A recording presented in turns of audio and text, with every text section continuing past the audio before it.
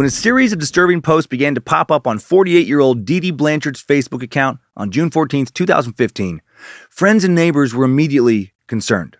The message said that Dee Dee had been killed, and that the unknown poster claimed to have also sexually assaulted Dee Dee's daughter, Gypsy Rose.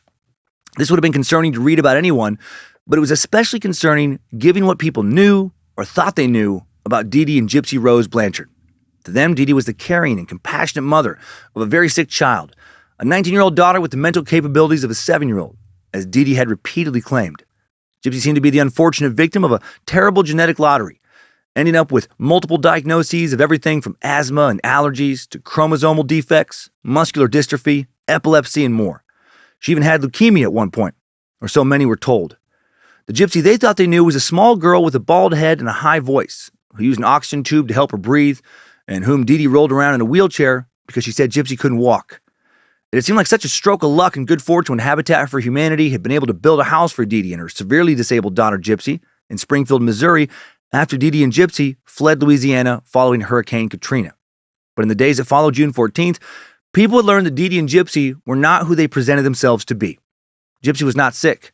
She could walk just fine. She wasn't mentally impaired. Her mother was the sick one. Her mother had been taking her to see specialists, pressuring them to give Gypsy the diagnoses she wanted, finding other doctors when they wouldn't. She'd been getting Gypsy treatments and medications that she didn't need since she was 3 months old.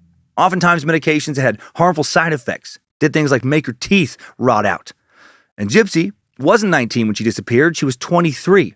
Her mother had lied to others and to her about her age. Her mother had lied to her about damn near everything for her entire life. Her mother lied, told her that the court had granted her some type of conservatorship of her and that she'd never be able to leave and live free, told her that if she talked to the police or anyone else, and told them that Dee Dee was forcing her to continue to play along in their sick little game of making the world think Gypsy was actually sick, no one would believe her. And when the authorities brought her mentally incompetent, sick, unable to care for herself daughter back home to her, she'd be punished severely. She told Gypsy she would never escape, but Gypsy would escape. She'd meet a young man who she was able to talk into freeing her by murdering her mother. After carrying on an online relationship with a troubled autistic young man named Nicholas Godejan for almost 3 years, Gypsy and Nicholas hatched a plan to run away together after they murdered Dee Dee. They thought that if they could just kill this particular witch, they'd then be free to live out a fairy tale life. They planned to get married, even picked out names for their future children.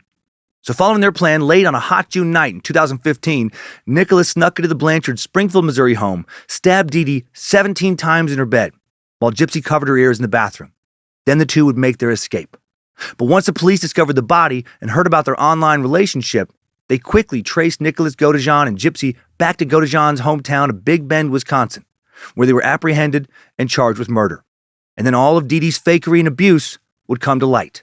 The years she spent making Gypsy think she was sick, all the medical procedures, a feeding tube in her stomach she didn't need, tubes in her ears for ear infections she never had, how Gypsy's teeth had rotted so much from medication she didn't need, combined with malnutrition, she'd been forced to get a bridge, a set of fake teeth. The physical and mental abuse had gone on for years, for Gypsy's entire life, but no one, or very few people at least, ever noticed. And of the few who did, no one did anything about it except to call the police once with an anonymous tip, which the police quickly discarded. Young Gypsy Rose was let down by so many people, by so many doctors, relatives, authorities, neighbors. Her case would shock those that had followed the inspiring story of a sick Gypsy in the media for years, and also those now hearing about it for the first time. Gypsy's story also brought to light a little-known, strange, horrific condition called Munchausen Syndrome by Proxy, in which a caretaker purposefully makes someone else sick, makes them think they're sick in order to get attention from doctors and the community. How did Dee Dee Blanchard get away with her crazy, abusive lies for so many years? Was Gypsy in the right to finally have her mother killed to free herself from her oppressor?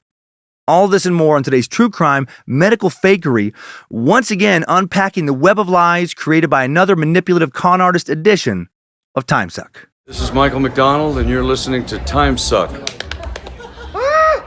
You're listening to Timesuck.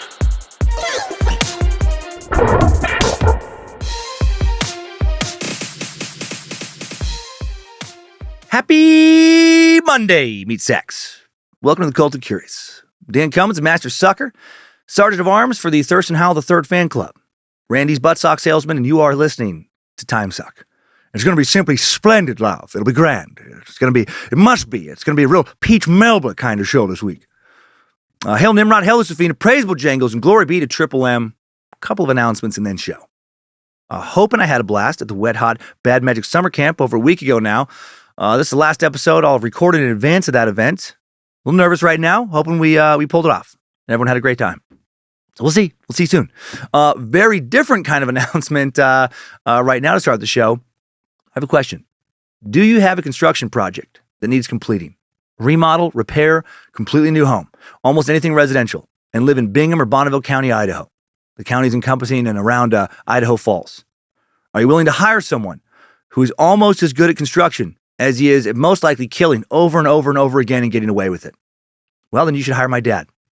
This is not a joke. Actually, OG Dan Cummins, a man almost as good with a nail gun as he is with a variety of high-powered rifles, is the owner and proprietor of Cummins Construction Management Incorporated. New construction, additions, or remodels, 40 years in construction, local, national, international experience, quality work at a fair price in the Idaho Falls, Blackfoot, and Shelley areas.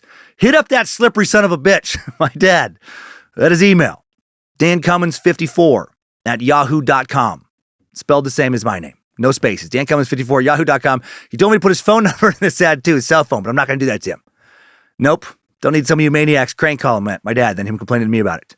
You can just email him, dancummins54 at yahoo.com. You can check out his website. It's just dancumminsconstruction.management. Killer construction for a killer price provided by, a possible killer. So again, that's dancumminsconstruction.management. I'll be curious. Let me know if you take him up on this. I used to work for him. He's good. He's a good construction guy. Solid project management. On to this week's merch announcement now.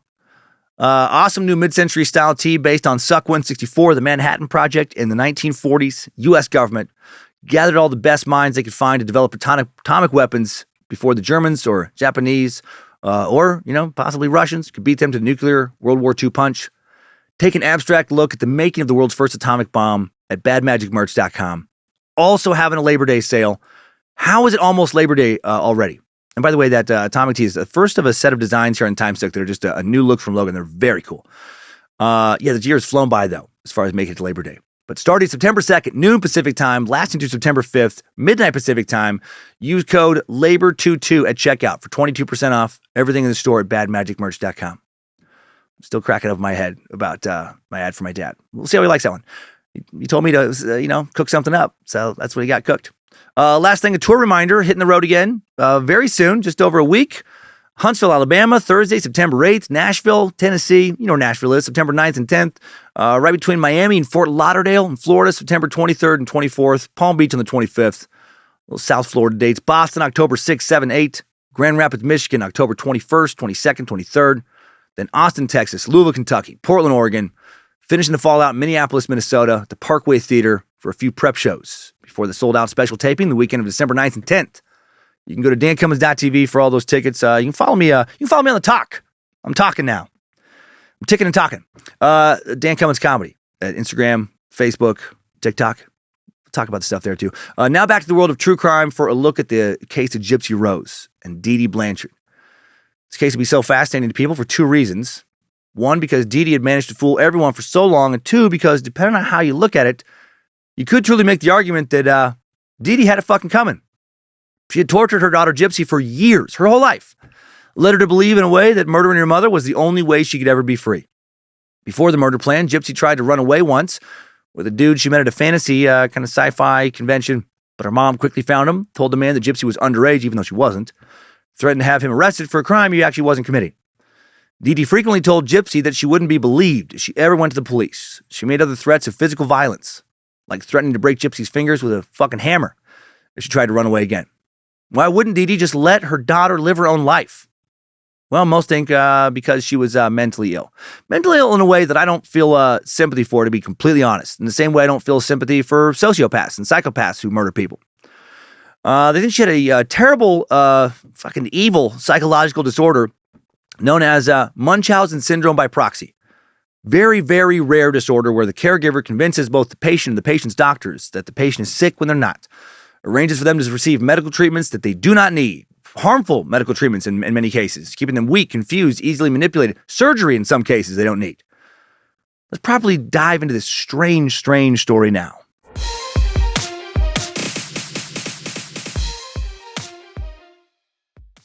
To cover the story of Gypsy Rose and Dee Dee Blanchard, we'll first talk about Munchausen Syndrome. There's a couple of varieties of it, such an odd illness. Well, I guess we'll just talk about the Munchausen Syndrome, and then we'll dig into its much more fucked up cousin, Munchausen Syndrome by proxy. Learn about one to help us understand the other. Next, we'll go over a few other notable cases besides Gypsy Rose and Dee Dee of Munchausen Syndrome by proxy before digging into Dee Dee and Gypsy's lives, which we'll explore mainly in today's big old timeline. Though Dee Dee would never formally be diagnosed with Munchausen Syndrome by proxy, all of her actions would lead people, many experts, to think that, oh, for sure, she had this rare and very destructive psychological disorder. She had all the symptoms. Before we look into Munchausen Syndrome by proxy, though, let's look at the related disorder, which helps us understand it, just Munchausen Syndrome.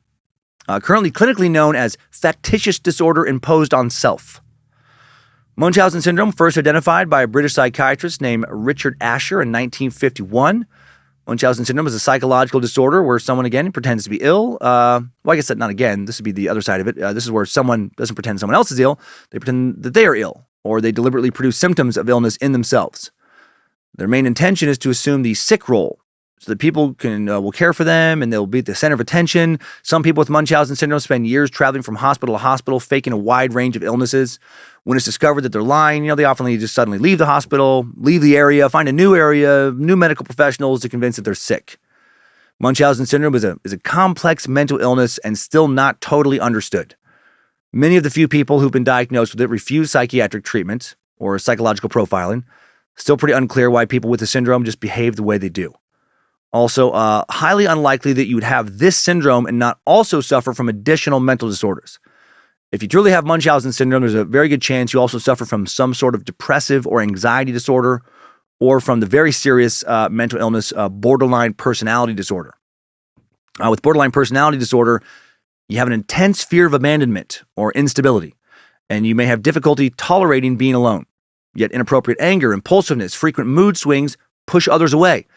Even though you want to have loving and lasting relationships, one way to keep those people around, pretend that if they leave you, you probably die because you're so sick. Do not leave me. People with borderline personality disorder are often extremely manipulative, as are people with Munchausen Syndrome. Odds are with Munchausen Syndrome, you're not going to have this syndrome and be otherwise in tip-top mental shape. So what causes it? Use of certain illicit drugs, it seems. Too much MDMA, bad shroom trip, LSD, even smoking a bit too much DMT can leave you with a wide variety of permanent mental disorders, including Munchausen Syndrome, which obviously is a huge fucking bummer to many, including myself. Wish I knew all of this before this week's episode. For most of us, a feeling of being sick following going hard the night before on Molly or any number of variety of hallucinogens is a natural result of our body's physical interaction with the drug. Our body's just kicking out the equivalent of a poison, a toxin, or is exhausted after having worked so hard previously to kick out that poison or toxin. And it makes sense that we don't feel so good during the come down. But in rare cases, after the body is actually completely physically fine, the wiring has gotten messed up in the brain, the sick feeling continues. Now it's all in your head in a really bad way. That's not good. That's why after abusing the drugs I've mentioned, if you still don't feel normal after a few days, 3 days tops, you need to seek medical help immediately. Certain psychiatric medication can maybe stop the drugs after effects from permanently altering your brain chemistry if you take them quickly. And you better hope they do, because if it doesn't work, then you're fucked. You're going to be severely mentally ill forever. You heard me. You, specifically you listening right now, I know you're fucking high right now. I'm trying to help you, you stupid asshole. This isn't the same message everyone else listening to this podcast hears. I'm talking specifically to you, meat sack. You're fucking your brain up, and now you're probably going to be stuck like this forever. Stop listening right now. Go to the hospital. Tell them you don't want to have Munchausen Syndrome and that you're sorry. You're very sorry for doing a lot of naughty drugs. Take your pants off and your undies. Take your fucking undies off, you sick, degenerate druggie. Bend over and demand that someone spank your naughty bare bottom. Okay? What are you waiting for? Do it, or you're going to be stuck like this forever. Get that bare bottom spanked hard, or be crazy for the rest of your fucking life. Sorry, I just really wanted maybe just one person who's seriously fucked up right now to hear that and just freak out. So I just hope that this one person who's happened to be tripping balls, or maybe after the come down, don't feel so good, and I just made them think that they give themselves Munchausen Syndrome. If I can actually get even one person to the head of the hospital and demand that they have their bare bottom spanked so they don't end up crazy forever, Then anything else I do after this is just icing on the championship cake. I've won life. I've reached the top of the mountain. Hey, what kind of syndrome makes you desperately want to trick others into asking strangers to spank their bare bottoms? Whatever syndrome that is, well, I'm pretty sure I have it. Back to reality now. Seriously though, what causes so stupid? What causes Munchausen syndrome? Some theories suggest that a history of abuse or neglect as a child, or a history of frequent illnesses that require hospitalization, might be factors in the development of this rare syndrome. A grudge against authority figures or healthcare professionals has also been cited by some researchers. Also, some evidence to suggest people who have had extensive medical procedures or received prolonged medical attention during childhood or their teenage years more likely to develop Munchausen syndrome when they're older than others. This may be because they associate their childhood memories with a sense of being cared for. As they get older, they try to obtain those same feelings of reassurance again by pretending to be ill. Obviously, if your best memories of your childhood are being cared for when you're sick, you probably had a pretty shitty childhood. Combine a shitty childhood with underlying mental illness and your best memories during your identity-forming years with being taken care of when you're not feeling well, and your odds of having Munchausen syndrome go way up. Most people who suffer from Munchausen syndrome are generally women who are from 20 to 40 years of age, often, interestingly, with a background working in healthcare, or they're unmarried white men who are from 30 to 50 years of age. Fucking white men, of course. Oh, feel good. My tum-tum hurts, mommy. My head has a little boo-boo on it. Will you be my sweet mommy and take good care of me? I can't take good care of myself because I'm a stupid, white, whiny fucking bitch baby man. Sorry, I just wanted an excuse to yell for something for a second. How did this disorder get its name? It was named after the world's whiniest fucking baby bitch white man, Munchausen von Sisyphus. No, JK, no, that was kind of fun though. No, the disorder was named after a fictional German aristocrat, Baron Munchausen, a literary character who told wild, unbelievable tales about his exploits. Baron Munchausen appeared in the 18th century German writer Rudolf Erich Raspi's book, Baron Munchausen, Narrative of His Marvelous Travels and Campaigns in Russia. In this book, a work of fantasy fiction, the Baron visits the moon twice, amongst many other crazy travels. First time he visits the moon is in a sailing ship that gets lifted up there by a hurricane. This wild story slanging Baron von Munchausen, based on a real dude, Karl Friedrich Hieronymus, born in 1720. And allegedly in retirement, he developed quite the reputation for being a bit of a bold-faced liar. A bit of a, cool story, bro, kind of character. He regularly entertained his friends with completely preposterous stories, delivered deadpan with no JK at the end, about his time in the Russian army fighting the Turks, where he was Steven Seagal combined with Rambo and the Terminator and all the Chuck Norris jokes.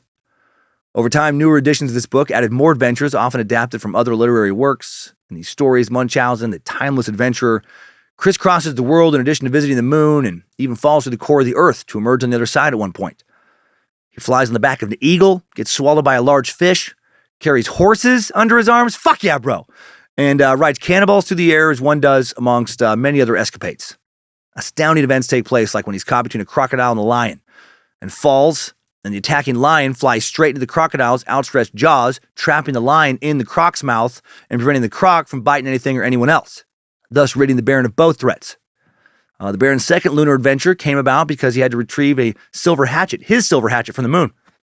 Underestimating his strength, he threw it way farther than intended. So much farther. He was like Uncle Rico in Napoleon Dynamite, just fucking tossing footballs over mountains. Dude would have went pro if coach just would have put him in the fourth quarter. On another adventure, Munchausen found gallon-sized fruit filled with a wine-like substance. That's a good day. That's a great day when you find yourself a liquor tree. Pluck off some giant alcohol apples, find a booze grove, buy that land, open the world's coolest campsite. Because he'd earlier chanced upon a group of very large eagles and used one for transport, he was able to carry away quite a bit of his fine beverage on the eagle's back, but did have to wait for a little while because the birds drank some of it and got pretty fucked up. Damn drunk-ass birds. The real Baron Munchausen probably didn't tell tales exactly that tall, but after his death in 1797, he became a sort of cultural figure. Again, like an early kind of version of the Chuck Norris jokes, always getting into fantastical scrapes, performing incredible feats to get himself out of them. And then his name would be given to a disorder based on someone telling constant lies, just about their health this time. And then the discovery of Munchausen syndrome would later lead to the discovery of a much darker related syndrome we'll be talking about today called Munchausen Syndrome by Proxy, clinically now known as factitious disorder imposed on another. British pediatrician Roy Meadow first identified Munchausen Syndrome by Proxy in 1977. And it's been in the DSM, the diagnostic manual used by psychiatrists to identify and help treat mental disorders, since 1980. As the name implies, Munchausen Syndrome by Proxy is like Munchausen Syndrome, but instead of making yourself feel sick for attention or, pretend that you're sick, you make someone else think that they're sick. You pretend that they're not feeling good. This person is usually in your care, a sick relative, child, or spouse whom you have complete control over. Now, incredibly fucked up. Making others think that you're sick is one thing, but making someone else think that they're sick, which almost always involves, in addition to a parade of lies, giving that person medicine or some other substance to make them feel sick, or somehow manipulating medical professionals to actually perform procedures and surgeries on them that they don't need, that's evil, especially when that person is your child. And most people with this syndrome are, in fact, parents. Most of the parents are mothers, but there are also documented cases of fathers doing this to kids as well. And there have been cases of husbands doing it to wives, nieces doing this to aunts, all over the map. And doctors often don't detect it for months or years, or maybe ever. It's difficult to say just how prevalent Munchausen syndrome by proxy is in the general population, because who knows how many people are successfully bullshitting their families or medical professionals with false claims at any given moment. Like right now. By its very nature, it hides in plain sight. Before diving into Gypsy Rose Blanchard's weird, sad story, let's look at a few other cases of this horrible, fucked up syndrome. Starting with the especially dark case of suspected serial killer Mary Beth Tinning. Between 1967 and 1985, Mary Beth Tinning had 9 children, 8 of whom are suspected of having been murdered at the hands of their mother, often shortly after their births. It is thought that only one child, Jennifer, died of natural causes at 8 days old. None of the other children would live past the age of 4. Tinning would frequently bring her infant children to the emergency room, one after the other, where they were treated for symptoms like seizures and cardiac arrest. For years in Tinning's hometown of Schenectady, New York, locals familiar with the family apparently whispered that the family was afflicted with some sort of mysterious death gene, almost like they were cursed. When Tinning's 5th child died, doctors believed it was simply a rampant string of SIDS-related deaths. Tinning was finally convicted in the death of her youngest child, Tammy Lynn, on December 20th, 1985. She'd clearly been smothered at only 4 months old. But the other children, their deaths were harder to link with murder. Little Michael had fallen down the stairs, received a concussion, or maybe was fucking thrown down the stairs, and then died by the time Mary Beth got him to the hospital. Brain swelling. Other kids stopped breathing in their cribs, or Mary Beth's car, or their heart stopped beating. Autopsies were done on 6 of her other kids after it was discovered that Tammy Lynn had been killed, but the examinations didn't conclusively reveal signs of foul play. But thought by many she figured out how to kill the others in ways that wouldn't alert authorities to what she was doing. And she was charged with second-degree murder, sentenced to 20 years to life in prison, was denied parole 6 straight times before finally being granted parole in July of 2018, then released in August of 2018 at the age of 76. Hopefully didn't get out and start helping anyone, fucking babysit. Why'd she do it? No one will ever know. She certainly never said. The father of her first few children later testified she tried to kill him on at least one occasion. In 1974, Joseph Tinning, who Mary Beth met on a blind date in 1963, was admitted to the hospital with a near-fatal case of barbiturate poisoning. Later, he and Mary Beth acknowledged that when this incident occurred, their marriage was in heavy turmoil. That led to her placing barbiturate pills, which she took from her friend with an epileptic daughter, into Joseph's grape juice. And for some reason, he declined to press charges against his psychotic wife. Now let's talk about another monster of a mom, Kathy Bush. This is a little more in-depth here. 1996, South Florida 11-year-old Jennifer Bush was taken from her family, placed in the care of the state, when it was believed her mom, Kathy Bush, was intentionally making her sick as a result of Munchausen syndrome by proxy. When Jennifer was born in 1985, Kathy called her a dream come true. Kathy and her husband Craig already had 2 boys. Kathy was elated to finally have a daughter. At first, she seemed perfectly happy and healthy, but then before too long, she began seeing the pediatrician with one illness after another. Respiratory problems, ear infections, diarrhea, etc. Her health seemed to be declining, but doctors couldn't find out why, couldn't discover any underlying cause, probably because there wasn't one. Nevertheless, thanks to constant pressuring from Kathy and seeing a variety of doctors until somebody told her what she wanted to hear, medical professionals determined she must have some rare immune disorder, and that required her to have an IV. And because Jennifer was so small and her veins were so tiny, she had to have the IV pump implanted into her chest. But then that didn't seem to help. Jennifer's health kept declining, at least according to Kathy. Kathy now said she's having seizures, severe abdominal pain, couldn't keep her food down. At 3, she's put on the anti-seizure drug, Tegretol, which in high doses can itself cause seizures. So no surprises here. Now Jennifer starts to actually have seizures. By the age of 5, she has to have a feeding tube implanted into her stomach. At 7, she's diagnosed with a rare infection, polymicrobial sepsis. Meanwhile, her mom, Kathy, quits her job, not to stay home with her increasingly ill daughter. Quitting her job causes her to lose her medical insurance. At the same time, they're racking up hundreds of thousands of dollars in medical bills. Instead of making sure she still had insurance, Kathy took a job as an office manager at Jennifer's pediatrician's office, where she would have complete access to Jennifer's medical files. Right? Fucking A. She was committed to making it look like, her daughter was truly sick. So much so, she's going to rack up hundreds of thousands of dollars in medical debt just so she can falsify Jennifer's medical records to be what she says they are. To then later help her get, her medical bills paid, she reaches out to various charities near their Coral Springs, Florida home. The charities and individual people give generously. Jennifer, a beautiful, smiley little girl, becomes something of a local celebrity, featured on local TV and newspapers, seen in parades, gets to meet the Florida Marlins baseball team. Kathy becomes a celebrated mother. She's getting what she wants, all that attention, an aspirational example of exceptional motherhood and nurturing. She becomes a devoted activist for healthcare reform. She and Jennifer even go to Washington, D.C. to meet then First Lady Hillary Rodham Clinton. And incredibly, Hillary didn't put her in a cage, torture her, and then sacrifice her to Satan and drink her adrenochrome. She was lucky to have survived that encounter. Illuminati! JK. Sad that I have to say JK, because some people believe that crazy shit. Anyway, Kathy frequently told others she had to choose between groceries and medical bills. Another lie. Those charities that were helping her, they were really helping, like fucking too much. While Kathy was supposedly having to choose between groceries and medical bills, she and her family, seems she had other family members fooled as well. They're taking resort vacations, buying a new motorcycle, new sports car and shit. But then in 1991, staff at the Coral Springs Medical Center, where Jennifer was a frequent patient, finally began to see some red flags. Some big ones, like punctured or tampered IV lines, confusing, contradictory, and or blatantly false statements about Jennifer's symptoms and diagnoses, a constant, never-ending push for more tests, more procedures from Kathy. They take their concerns to Dr. Eli Newberger. After reviewing the staff's concerns and Jennifer's medical records, Newberger concludes that Kathy probably has Munchausen Syndrome by proxy. He believes that this is the motivation behind acts of medical abuse committed by Kathy on Jennifer. As a mandated reporter, he informs Child Protective Services. Also recommends that the Coral Springs Medical Center conduct their own investigation. However, the Bushes then sue CSMC, and the hospital backs down, dropping their investigation. But then in April 1995, an anonymous nurse at another hospital where Jennifer was a frequent patient contacts a child abuse hotline. Tells them she'd observed firsthand some very troubling things about Jennifer and Kathy. She said she'd seen Kathy tampering with Jennifer's feeding tubes and IV lines, which would then later malfunction. She documented how Jennifer would often have levels of drugs in her system that did not correspond with prescribed dosages, along with drugs she wasn't prescribed.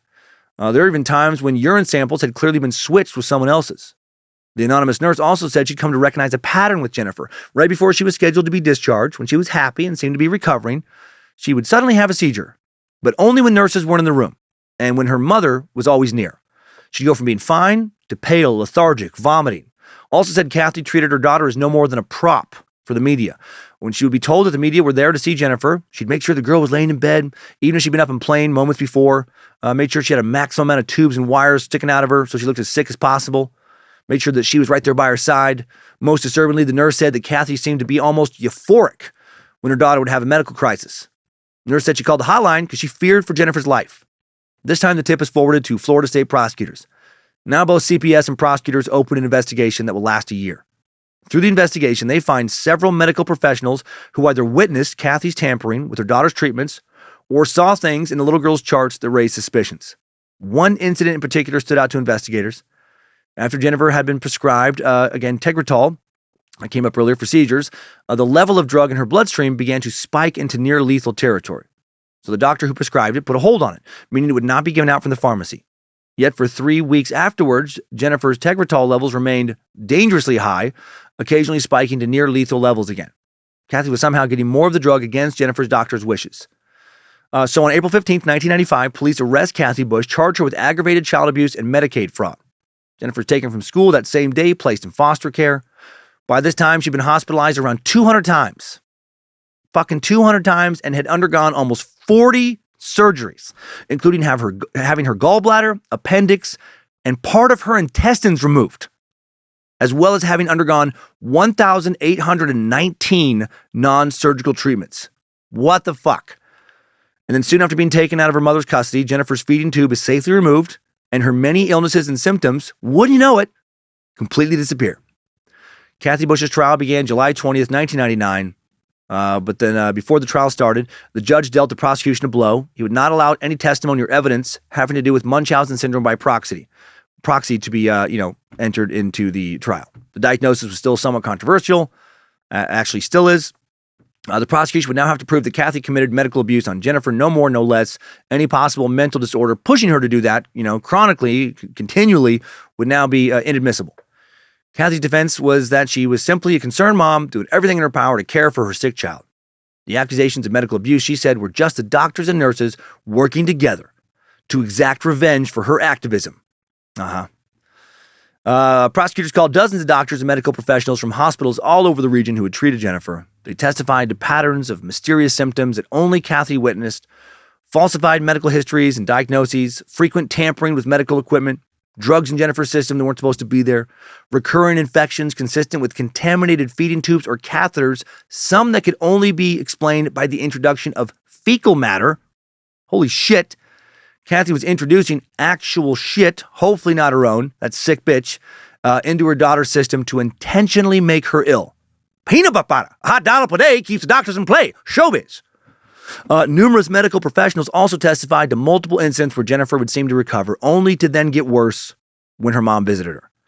The doctor caring for her at the time of the trial also testified. Since being out of her mom's care, she had been perfectly healthy. Only illness she'd gotten was from a run-of-the-mill viral infection, which she recovered from normally. When the trial wrapped up on October 7th, 1999, after 7 hours of deliberations, jury returned a verdict of guilty. Kathy was sentenced to 5 years in prison, followed by 5 years of probation. And fuck that. 5 years? That's all? For torturing her child for over a decade? 5 years? For manipulating medical professionals into operating on her daughter, including having her gallbladder, appendix, part of her intestines removed? Come on. Should have put that piece of shit behind bars for life. At her final sentencing hearing, a CPS caseworker read a letter from Jennifer. In it, she says that when she thinks of her mom, she's very angry. She has a lot of grief. Kathy's taken to Gadsden Correctional Facility in Quincy, Florida. Since the state of Florida was pursuing a case to terminate Kathy's parental rights to Jennifer, Kathy decided to voluntarily terminate those rights rather than drag her family through another ordeal. What a saint. She served only 3 years before being granted parole in 2005. Gross. And then unfortunately, that's not where the story ends. Though Kathy was legally prohibited from seeing Jennifer, in 2004, she began writing to her from prison. The two began corresponding by mail with supervision by a therapist. I wonder if that therapist thought it was a good idea to allow this mom and daughter to communicate again. I hope not. If so, that therapist's a fucking idiot. Jennifer was being bounced around the foster care system, an experience she went on to describe as traumatic. She said that having a stable connection to a loving mom helped her get through it. Was her mom actually loving? No, not at all. Probably thinks she is, but what she considers love is poison, toxic. When she turned 18, Jennifer requested that the prohibition against contact with her mom be lifted. It was granted. And then how sad is this? In 2015, when Jennifer was now 30, she publicly stated that she doesn't believe that her mom ever abused her. She told People magazine that the two were now very close. Said her mom was also a victim of hysteria. Her sick fuck of a mom, so manipulative, sunk her claws right back into baby girl. And Jennifer doesn't see it. And Jennifer now works as a social worker, or at least did as of 2015, so that's scary. Didn't give out any information on her current health condition, but she appears to be very healthy and happy. Hopefully she never gets truly sick again, lets Mommy Dearest take care of her. That happens, she might not ever get better. One more brief example of terrible mom before returning to Gypsy's story. This one has at least a somewhat funny bit of justice at the end. Doesn't make up for what happened, but at least there's something. And sorry, these are all moms. Those stories are the most common and easiest to find, and they directly relate, obviously, to the Dee Dee and Gypsy Rose dynamic. Just remember that men have, had this too and done equally fucked up things. And also remember that most of the time, way more than dads, moms are gross and terrible people. Dads are the good ones. As a dad, I almost wish that were true, but not so much. Damn it. It's kind of nice, though, in a sick way, to go over a bunch of examples of fucked up ladies instead of fucked up dudes, like we do in almost all of our true crime sucks. All right, let's move on to this next fuckhead. 2015, Lacey Spears, a popular blogger, was convicted in the death of her 5-year-old son, Garrett, after poisoning him with salt at the Nyack, New York hospital where he was being treated for seizures. She got 20 years to life. Unbeknownst to Lacey's faithful supporters, she had been secretly poisoning her child with life-threatening doses of salt through a feeding tube for months, if not years. Spears had claimed that, Garrett Paul suffered from health problems that made him unable to keep food down and gain weight. After her arrest, she asked a neighbor to enter her home and dispose of Garrett's feeding bag, which was filled with the equivalent of 69 packets of salt. What the fuck? Who makes their kid constantly drink liquid salt? How dry was that poor kid's mouth? How thirsty was he all the time? Thankfully, that dirtbag is now getting a little bit of poetic justice in prison. I do like this part of the story. When the now 28-year-old terrible mother spoke to an author in 2016, so 28 as of 2016, John Glatt, working on a book about her titled My Sweet Angel, The True Story of Lacey Spears, the seemingly perfect mother who murdered her son in cold blood, she said, "It's been brutal here. Crimes involving children are considered the worst here." Yeah, bitch, they're considered the worst everywhere, and they should be. She said, "I hear them talking behind my back, calling me baby killer, child killer, and mother of the year. But I know it's not who I am." No, it is. It is. And then her sister, this is the part I liked. Her sister told the author that on a regular basis, other inmates had been taking her food tray and pouring a stupid amount of salt on it before handing it back to her. Hail Nimrod, I love that so much. I hope they're still doing it. I hope her blood pressure is off the charts, like a record amount of salt in her system. I hope she has a salt-related heart attack before she's released. In the meantime, I hope she never enjoys another meal and is forever thirsty from constantly ingesting just a preposterous amount of salt. Now back to Gypsy. In all these cases, but particularly with Gypsy's, who drew local and national media attention when she was supposedly a very sick child, I think one big question remains. How did so many doctors and other medical professionals not notice that this girl was clearly not as sick as her mom claimed, or maybe not sick at all? And the answer, when you really think about it, is pretty obvious. Doctors and most other medical professionals, if you haven't met any, they are very fucking stupid. I'm friends with a doctor. His first name is Jeff. I won't say his last name because his wife Liz listens to the show. But his name should be like, Pifterstains or something else that rhymes with shit for brains. I have to cut his food for him when we have lunch together so he doesn't choke on bites that are too big. Med school is a joke in this country. Any stupid, worthless asshole can get in. And if you're capable of just wiping your butt, or at least almost being able to wipe your butt, you are smart enough to become a doctor without even studying. Just memorize a couple diseases, symptoms, know how to put on some scrubs, be able to pretend to listen to patients' problems, knowing that no matter what they say, you're just going to give them the drugs that some pharmacy rep told you to give patients so you can get a free vacation or something as a reward. And bingo, bango, you're a doctor. If Jeff can do it, you can do it.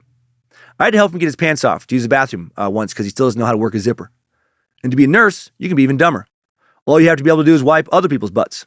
You don't have to be able to read. Most nurses cannot read. That's a fucking fact. Look it up. A hospital in Dallas, Texas recently replaced literally all of their nurses with monkeys. The patient survival rate increased immediately by 300%. JK. Just can't wait for Liz to hear that and send me a text about making fun of Jeff, who's actually a very smart guy. But for real, how did doctors and other medical professionals not notice that Gypsy and these other kids were clearly not as sick as their moms claimed, or maybe not even sick at all?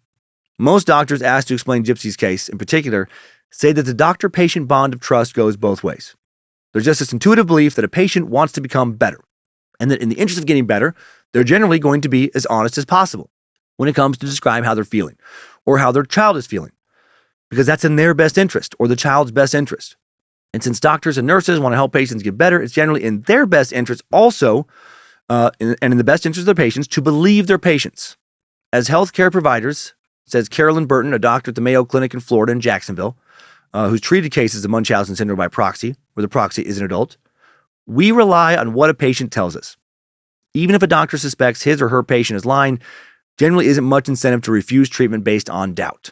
Since probably over 99% of patients are telling the truth about how they feel or how someone in their care feels, since doctors and nurses see so many patients day after day, month after month, year after year, many of them just get used to not even entertaining the thought that the patient is making it all up. There's also financial pressure to take the patient for the word, at their word for the symptoms. What if the doctor thinks that a patient is lying, but then is wrong about that? And then the patient suffers. Well, now that doctor has opened themselves up to malpractice lawsuits and other, career-threatening pushback. In Gypsy's case, not even a doctor named Robert Beckerman, who saw Gypsy both in New Orleans and in Kansas City, noticed that the girl wasn't really ill. In cases like this, if the mom is lying about symptoms and is getting the child to first act sick in a way consistent with the affliction she states she believes the child's suffering from, and then also act well after a course of treatment. Even a good doctor can be tricked. Dr. Beckerman featured his treatment of Gypsy in the hospital newsletter and mentioned repeatedly in the medical files that she and Dee Dee were his favorite mother-daughter patients. Interestingly, with Dee Dee and Gypsy Rose, we don't for sure know, again, that Dee Dee had Munchausen syndrome or Munchausen's syndrome by proxy. Since it wasn't suspected until after she was dead, it's impossible to diagnose her. She also didn't leave behind a diary or some other documentation riddled with entries or nefarious intentions, but she did certainly fit the parameters that doctors cite as red flags for Munchausen syndrome by proxy. For example, she had some medical training. The number of doctors she took Gypsy to see over the years and her tendency for changing locations, so there couldn't be a clear medical trail, also common. Common for someone with Munchausen's to start with claims about having sleep apnea, as Dee Dee would claim about Gypsy when Gypsy was just 3 months old. Another hurdle in diagnosing it and saving the victims from their bad situations is that quite often, like we'll see with Gypsy, like we mentioned with Jennifer Bush, victims don't know they're being abused, so they don't speak out for themselves. They're told to trust their caregivers. They're very sick. They won't survive without their caregiver's help. They're lucky to be receiving care at all.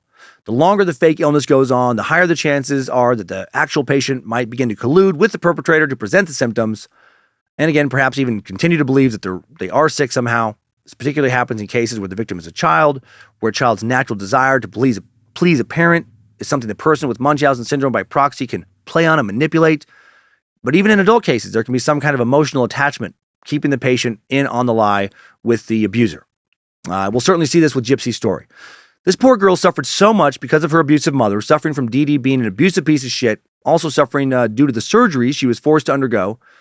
Gypsy's eye muscles were repeatedly operated on for alleged weaknesses. Tubes, put in her ears for alleged ear infections. Feeding tube, put in her body, for years. She ate very little by mouth, even though she could. Her salivary glands were first injected with Botox, then removed because her mom complained that she drooled too much.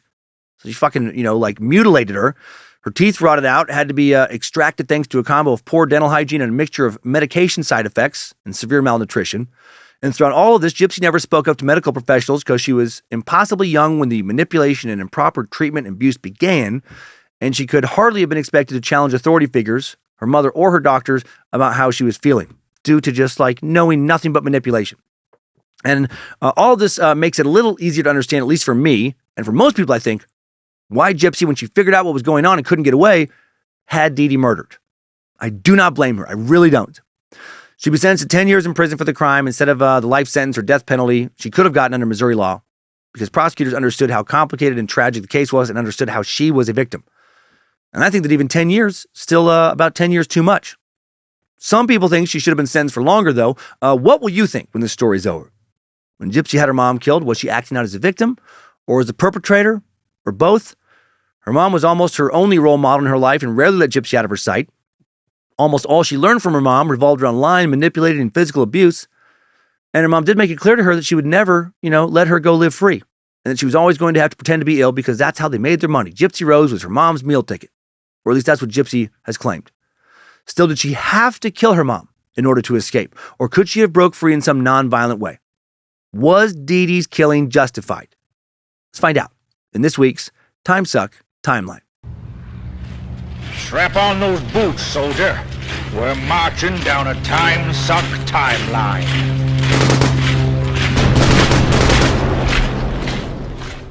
Dee Dee Blanchard was born as Claudine Petrie in Shakopee, Louisiana, near the Gulf Coast on May 3rd, 1967, and then grew up with her family in nearby Golden Meadow, Louisiana. She wouldn't go by Dee Dee until after she moved away from her family, but we'll call her Dee Dee for simplicity's sake. And I have to stop thinking about my dog, Ginger Bell, one of our doodles, Penny Pooper and Ginger Bell. We've taken to calling her Dee Dee. Went from Ginger to Gigi to Dee Dee. So I keep thinking about my cute little dog instead of this monster. Her parents were Claude Petrie and Emma Petrie, a French name, Pitre, not surprising in Cajun country. And you know what that word means in English? Clown. Yeah, Petrie does literally translate to clown. She was born to Mr. and Mrs. Clown. Fucking love it, because she was such a clown of a human being. Gonna be a lot of victim blaming going down for this particular victim today, because I think that Dee Dee was a gigantic piece of shit who ended up fucking begging to be killed due to what she and no one else did to her daughter, due to the circumstances she and no one else put her daughter in. Dee Dee may have inherited some of her worst personality traits from her own mom. Dee Dee's mom was not well liked by many, Emma Petrie got in a lot of local trouble for shoplifting, according to her former husband, Claude, and other theft. He said she was a shoplifter and all kinds of stuff, and I don't know how many times she had to go to court for shoplifting. She stole, I think, $3,000 or $4,000 from my dad. Dee Dee would later be primarily raised by Emma when Emma and Claude divorced at some point in her childhood. She would go back and forth. How old she was when they got divorced never made clear in interviews. Also never made clear is what made Emma sick towards the premature end of her life, when Dee Dee was then put in charge of taking care of her, became her primary caregiver before she left Louisiana. Many family members now think that Dee Dee made her mom sick, poisoned her, starved her at the end of her life. They think she killed her. Christy Blanchard, Gypsy's stepmom, claimed Dee Dee was starving her. Dee Dee wasn't giving her anything to eat. And Dee Dee's stepmom, Laura, also insisted that for Dee Dee to leave her mother dirty and not feed her, that's evil. Before she probably killed her own mom, how poetic that she'll later be killed by her own daughter, or at least someone killing her on behalf of her daughter. Dee Dee grew up again in Golden Meadow, Louisiana. Golden Meadow is a small Cajun country town on Highway 1, which is the main route through Lafourche Parish and its numerous fishing communities. When Dee Dee was born, Golden Meadow had only been incorporated as a town for 17 years. Not sure if her Cajun accent was as thick growing up as her dad and stepmoms would be. When the two were later interviewed in the 2017 HBO documentary about all this, Mommy, Dead, and Dearest, which I watched and was fantastic. But if it was, this next clip illustrates what she and her kin sounded like. I would play actual clips of Gypsy's relatives speaking, but I can only find good examples on HBO, and they can get real strict on usage rights. Don't want to get this whole episode taken down because of a accent example I'm trying to show. So this is a news clip from 2008 of a Cajun man describing a shooting in rural Acadiana, Louisiana. On two shootings in Acadiana, neighbors are shocked after gunshots ring out in their neighborhood. The first shooting happened on Abegno Road near Scott. KATC's Megan Shearing talked to the neighbors who heard all the gunfire. She was running toward the rent trailer and she just fell after the second shot. But that wasn't all. Lennis Guillot says his neighbor, 71-year-old Turney Douillon, wasn't finished with his wife. And then he went with the gun over her, and I guess she was begging with him not to shoot her again. Guillot says, fortunately, Turney didn't shoot again. He ran away. I went and got my pistol and put it in my pocket in case he come and bust my door. But that didn't happen. He was arrested without incident. They told him to lay down, and he lay down by her with his hand stretched out. But he didn't have no gun by then. He went and hid. Guillot and other neighbors say they've never seen the couple have problems before. They say it's shocking that something like this happened on their street. Oh, I was nervous. I couldn't even call the cops. The identity. I love that guy. I mean, it's sad what he's talking about, obviously, but that I just forgot how thick and unique that accent is. Been quite some time since I watched the Adam Sandler movie, The Waterboy, and yeah, that was truly my introduction to the Cajun accent. When Gypsy's dad, Rod, first started talking in the documentary, I truly had no fucking idea where he was from. I was convinced he was not from America. I thought he was probably some immigrant from Eastern Europe. I could barely understand what her dad, Claude, what Dee Dee's dad, Claude, said half the time. Anyway, the population in Golden Meadow, where all these folks lived and where some still live, was just over 2,100 people at the 2010 census count, slightly bigger around the time Dee Dee was born, a little over 3,000 people. Located at the southern end of a long string of towns along Bayou Lafourche in Lafourche Parish. Surrounded by swamps, slow-moving brackish water, fishing still the area's main industry, a lot of gators, a lot of crawfish, a lot of big, what the fuck is that kind of bugs. Real backwoods Louisiana Cajun country. A lot of rural poverty. Growing up there, Dee Dee quickly gained a reputation for being a troubled child, troubled person like a mama. Relatives later remembered that she had a habit of stealing from her family, which they speculated was a form of retaliation when things didn't go her way. Also stole from local stores, wrote bad checks, etc., etc. Just like a mama, by the time she would leave the area, she was not well liked. At some point early in her adult life, Dee Dee worked as a nursing aide, so that's scary. Sources aren't entirely clear when, probably in her late teens, early 20s. Hopefully she didn't kill anybody while she's doing that. 1990, Dee Dee, 23 years old, gets pregnant. Working back from when Gypsy would be born in July of 1991, Dee Dee probably got pregnant in October of 1990. Rod Blanchard, the man who'd gotten her pregnant, wasn't even a man yet, at least not legally. He was 17 years old. And now it seemed to him like the only reasonable thing to do was to get married. That's what he would say later. He said that's just how he was raised. But the marriage wouldn't last long. When Rod woke up on his 18th birthday, Before baby girl's born, he realizes he does not want to be married to Dee Dee. He later said he realized she was dark. Said she was getting into some kind of occult type stuff that was weirding him out. Got a little too witchy. Had a tarantula for a pet. Maybe thought she could cast some spells and shit. He didn't seem to know how to express it perfectly. Only that she was, fucking strange. Stranger than he expected. Also, they broke up because their marriage and subsequent pregnancy wasn't really born from any real relationship or love. He was 17. This hot 23-year-old local lady. And Dee Dee was very attractive early in life, which I gotta say is shocking based on how she looks later. She was a hot 23-year-old lady in an area with a lot of single women, an area without, not many, single women to choose from who wanted to sleep with him. So he slept with her. Lucifina showed me the way. Pretty common story. But then shortly after Gypsy's birth, he knew he wasn't in love with her and split up. Also a pretty common story. Now he was probably like, wait. Oh shit. Wait, there are other women in the world who will have sex with me? A lot of them. If I just look around a little bit, oh, no. What have I done? Damn you, teen hormones. Damn you, short-sightedness of youth. Despite leaving the marriage, he continued to be involved with the raising of their daughter, at least before Dee Dee ran off with her. Then he'd be less involved, but would always pay child support. Would actually, we'll find out, pay child support after she became 18, which is unusual. He seems to have been a pretty good dude based on interviews. Seems like he wasn't quite ready to deal with the Dee Dee Express when he was 17. She steamrolled him, like she steamrolled a lot of doctors where Gypsy was concerned later. Gypsy Rose Blanchard, born July 27, 1991. Rod and Dee Dee named their daughter Gypsy Rose because Dee Dee likes the name Gypsy Rose, and Rod was a fan of Guns N' Roses. So fuck yeah, bro. That's how you pick a name. Too bad he wasn't a Striper fan. Gypsy Striper, huh?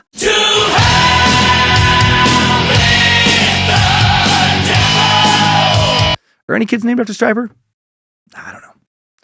Weirdly enough, neither of them knew about the historical figure Gypsy Rose Lee, the 1920s vaudeville child star turned stripper, whose early life was the basis for the Broadway musical Gypsy. That Gypsy had a controlling stage mother, one who lied about her daughter's age to make her seem younger, one who kept forcing her daughter to perform even though she didn't want to. So just kind of a weird coincidence. Interesting part of the story. The allegation that Gypsy was sick would start almost immediately following her birth.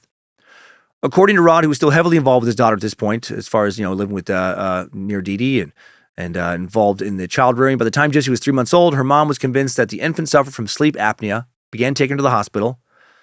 She convinced doctors that she had sleep apnea, convinced him. Dee Dee insisted that the hospital have Gypsy stay overnight, run expensive tests, even when doctors had zero proof that Gypsy was actually suffering from anything, but she just kept pushing. After that, Dee Dee started saying that Gypsy had even more health problems, which she didn't, which now came from a chromosomal disorder that she never specified. Apparently, Dee Dee was a doctor of sorts now. Impressive, because WebMD didn't even exist yet.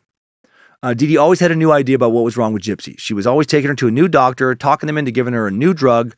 She had a real knack for remembering medical terminology. She'd hear from one doctor, then spit it back out to the next doctor. She may have read up at the library as well, maybe watched a lot of medically based TV shows. However she learned it, she quickly accumulated a plethora of medical terms to toss around at people. The information overload she would dump on medical professionals helped persuade them that she knew what she was talking about. She was never troubled by their questions when they second-guessed her assertions. She always had an answer for them. At some point early on, Dee Dee starts claiming that Gypsy has muscular dystrophy, starts making her use a walker. Not sure how the fuck she got her doctor to sign off on that one. Nowadays, not sure what was true in the 90s, but I would think it would be similar. To get a muscular dystrophy diagnosis, you're likely, very likely, almost certainly, going to be given a physical examination. And this will happen later and cause some problems. Another common first step is to be given an enzyme test to look for high levels of creatine kinase, or a muscle biopsy, heart monitoring test, lung monitoring tests. Have an electrode needle inserted into one of your muscles to be tested. Electrical activity is measured as you relax, as you gently tighten the muscle. Abnormal changes in the pattern of electrical activity can confirm a muscle disease. I guess Dee Dee could have just smooth talked some not so great local doctor into giving her that initial diagnosis, though. I'm guessing you might be able to get away with maybe not being the very best doctor when you're working way out in the fucking bayou. I'm guessing. Then when Gypsy was 7 or 8, she was riding on her grandpa's motorcycle when they were involved in a very minor accident. All Gypsy ended up with was a scuffed up knee, something she could have gotten, riding a bike or just falling down like all kids do. But Dee Dee used this as an opportunity to take things further with false medical claims. She acts like Gypsy is hurt much worse than she is. She now has spinal cord damage, and she can't walk. She becomes basically paralyzed, according to Dee Dee, and she has to use a wheelchair. Dee Dee says the doctors had already given her a wheelchair for Gypsy to use. She manipulates Gypsy into thinking that she can't walk. She's too broken up now. Dee Dee now also starts promoting Gypsy's fake illnesses by taking her to like special Olympics events. So fucking gross. Just so disgusting what she's doing. In 2001, when Dee Dee claims Gypsy is 8, she's actually 10. She starts shifting her age now. She was named the honorary queen of the Crew of Mid-City, child-oriented parade held during Mardi Gras in New Orleans. Sickness would quickly become the only kind of life Gypsy knew. Sometime between kindergarten and second grade, her mom pulls her out of school. She's too sick to go to school now. I can't believe she was allowed to go to school that long. I mean, between her muscular dystrophy and spinal problems and chromosomal disorder and God knows what else sources missed, she was the human equivalent of a piece of your grandma's old china, ready to shatter into a million pieces as soon as the fragile thing hits the floor or gets bumped. Gypsy would teach herself to read by reading Harry Potter books. Didn't seem like there was any real homeschooling going on. Dee Dee didn't care if she got fucking, educated or not, preferred that she didn't. Meanwhile, they're living with Dee Dee's dad and stepmom at this time. Dee Dee's stepmom, Laura, later claims that while Dee Dee was staying with her, she tried to kill her by putting the weed killer Roundup in her food. She wouldn't figure this out until after Dee Dee left. Laura said she was bedridden for 9 months while Dee Dee stayed with them. 9 months. She was just out of it. She'd always been healthy before. Dee Dee also stole her dad's checkbook, wrote a bunch of bad checks, thousands of dollars worth, which led to several arrests. She stole from her siblings, stole from anyone she could steal from, shoplifted from local stores. Family, not surprisingly, got real fucking sick of her. They confronted her about her treatment of Gypsy, all this theft, all the other shit she was pulling, and Dee Dee bounces. She takes Gypsy and moves to Slidell, Louisiana. Slidell's about a 2-hour drive to the northeast. Shortly after that, Laura, mysteriously, her stepmom, gets much better and becomes perfectly healthy and stays healthy. So go figure. In Slidell, about 30,000 people living across Lake Pontchartrain from New Orleans. She and Gypsy live in public housing, pay their bills with Rod's child support payments and public assistance Dee Dee's been granted due to her daughter's medical conditions. Dee Dee, not about to go get a job to support her daughter. Her daughter is her job. Not when, she can pay her, bills through somehow fucking manipulating people into giving her money. Dee Dee and Gypsy, they spend a lot of time visiting various specialists, mostly at Tulane Medical Center and the Children's Hospital in New Orleans, seeking treatment of illnesses Dee Dee is claiming Gypsy is suffering from. Now she's saying Gypsy has hearing and vision problems, in addition to being unable to walk from that spinal injury. She's paralyzed now from that one time she scuffed up her knee. Muscle biopsy around this time finds that Gypsy has no signs of muscular dystrophy, though. Gosh dang, whoops! Must have went away, even though there's no cure for it. Dee Dee keeps saying Gypsy has it after, being told she doesn't. Also now told doctors that Gypsy is having seizures every few months. Is able to convince them to prescribe anti-seizure medication for her, which, as we went over before, can give you seizures.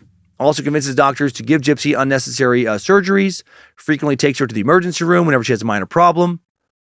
In August of 2005, when Gypsy is 14, but she's not told she's 14 now, she's told she's 10, Hurricane Katrina devastates the Gulf Coast. The Category 4 storm makes landfall, in Plaquemines Parish on the morning of August 29th and would claim more than 1,800 lives, be the costliest natural disaster in U.S. history, doing an estimated $150 billion worth of economic impact damage. Dee Dee, opportunistic fucking scumbag, uses this to her advantage. She and Gypsy leave their ruined apartment for a tiny shelter 30 miles northwest in Covington, set up for individuals with special needs. Dee Dee doesn't have special needs, whatever. Dee Dee said that Gypsy's medical records, including her birth certificate, gosh dang, had been destroyed in the flooding. They hadn't. What a wonderful opportunity, though, to manufacture new records. A doctor from the Ozarks, a woman named Janet Jordan, helping with hurricane relief, suggests they relocate to Missouri. And the next month, they're actually airlifted there. At first, Claudine and Gypsy live in a rented home in Aurora, Missouri, town of about 7,500 in the southwestern area of the state, just about 30 miles from Springfield. During their time there, Gypsy is honored by the Oley Foundation, which advocates for the rights of feeding tube recipients, a feeding tube she doesn't need. Is their 2007 Child of the Year.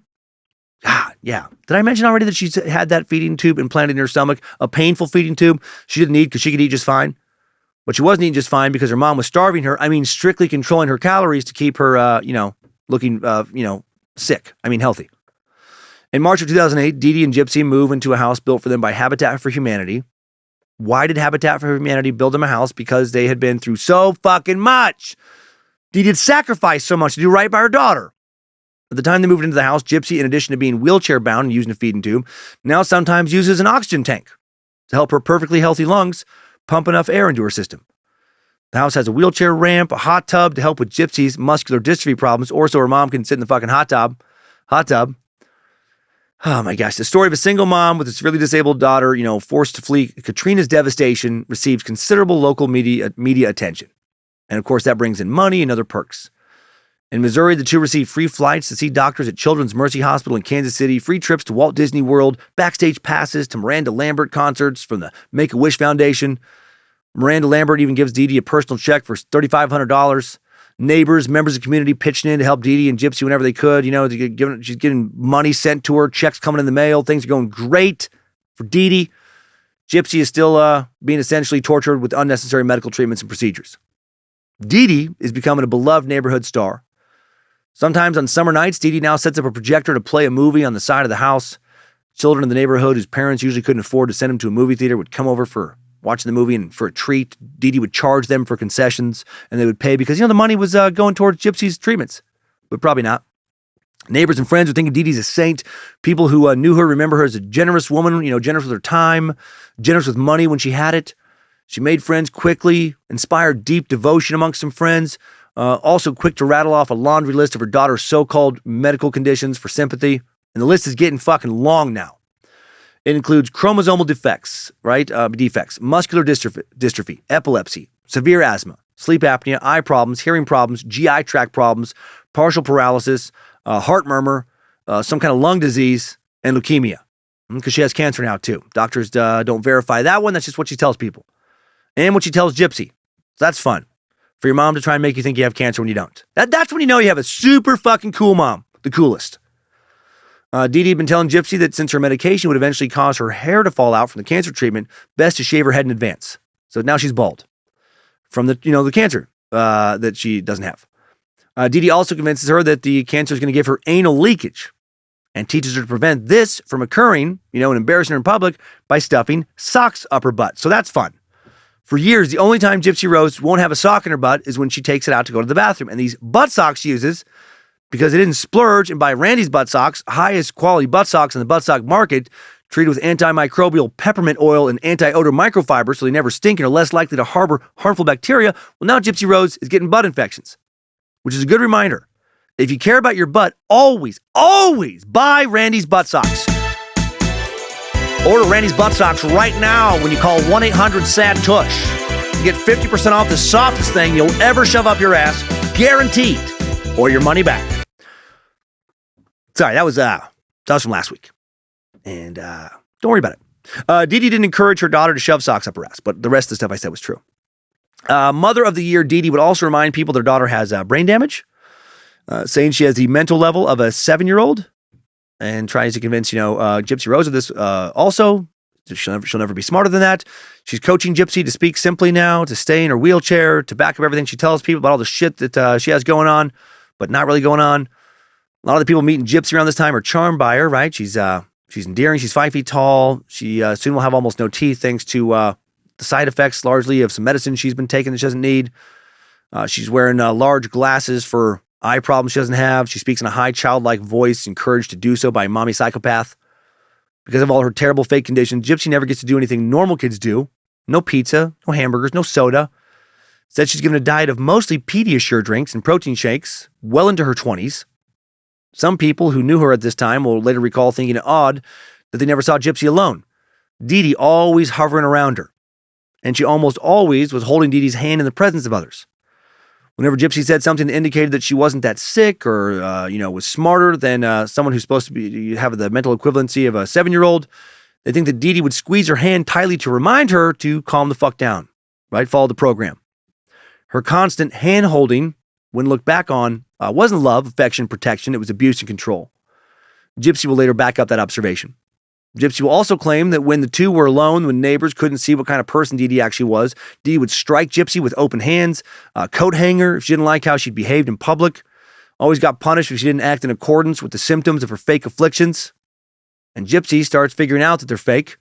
She's walking around now when mom isn't watching, sneaking snacks she's perfectly capable of chewing. She's very fucking confused as to why her mom is always trying to convince her that she's suffering from afflictions she doesn't have, like paralysis. What an insane way to grow up. Gypsy isn't Dee Dee's child, she's her hostage. She's the hostage of a lesser, little bit lighter, but still evil version of Dr. Mengele, having the equivalent of medical experiments being performed on her. But at this time, no one else knows what she's going through. Neighbors think that the Blanchards are, it's a combo of a good, strong mom and, poor, sick little girl who'd been through the ringer. Dee Dee became particularly close with some people across the way, single mom named Amy Pinegar and her 4 children. Over years of tea and coffee, Dee Dee will tell Pinegar her life story. Well, a fake life story, her version of her life story, which of course is a lot of lies. Some truth. She said she was originally from a small town in Louisiana, but she had to flee from her horribly abusive family to save herself and Gypsy. Her own father, Gypsy's grandfather, that was the last straw for her when he started burning Gypsy with cigarettes. None of this happens. She lit out from her hometown for good. She told Pinegar that Gypsy's dad, Rod, was a fucking deadbeat, alcoholic drug abuser who mocked his daughter's disabilities, said the Special Olympics were a freak show. As Pinegar understood it, Rod had never sent them a dime, not even when Dee Dee and Gypsy lost everything in Hurricane Katrina. Oh, poor Dee Dee. Thinking that these two people had been through some of the worst experiences imaginable, Amy tried to help the Blanchards whenever she could, right? Give them money, drive Dee Dee and Gypsy to the airport for medical trips to Kansas City and other places, bring them stuff from Sam's Club. I mean, she manipulated all kinds of, everybody she encountered with, she manipulated. In reality, the story about Rod specifically couldn't be further from the truth. Rod Blanchard had actually been faithfully making monthly child support payments of $1,200, as well as sending Gypsy gifts and occasionally talking to her on the phone. Only occasionally, because Dee Dee always tried to keep Gypsy from talking to her dad. When she did talk to him, she also closely monitored their phone conversations. Rod's also sending things Dee Dee asked for, like television sets, a Nintendo Wii. Dee Dee tells her daughter, though, that this stuff, she wouldn't always be honest about where it came from, and would tell her that her dad didn't care about her, didn't want her, didn't love her.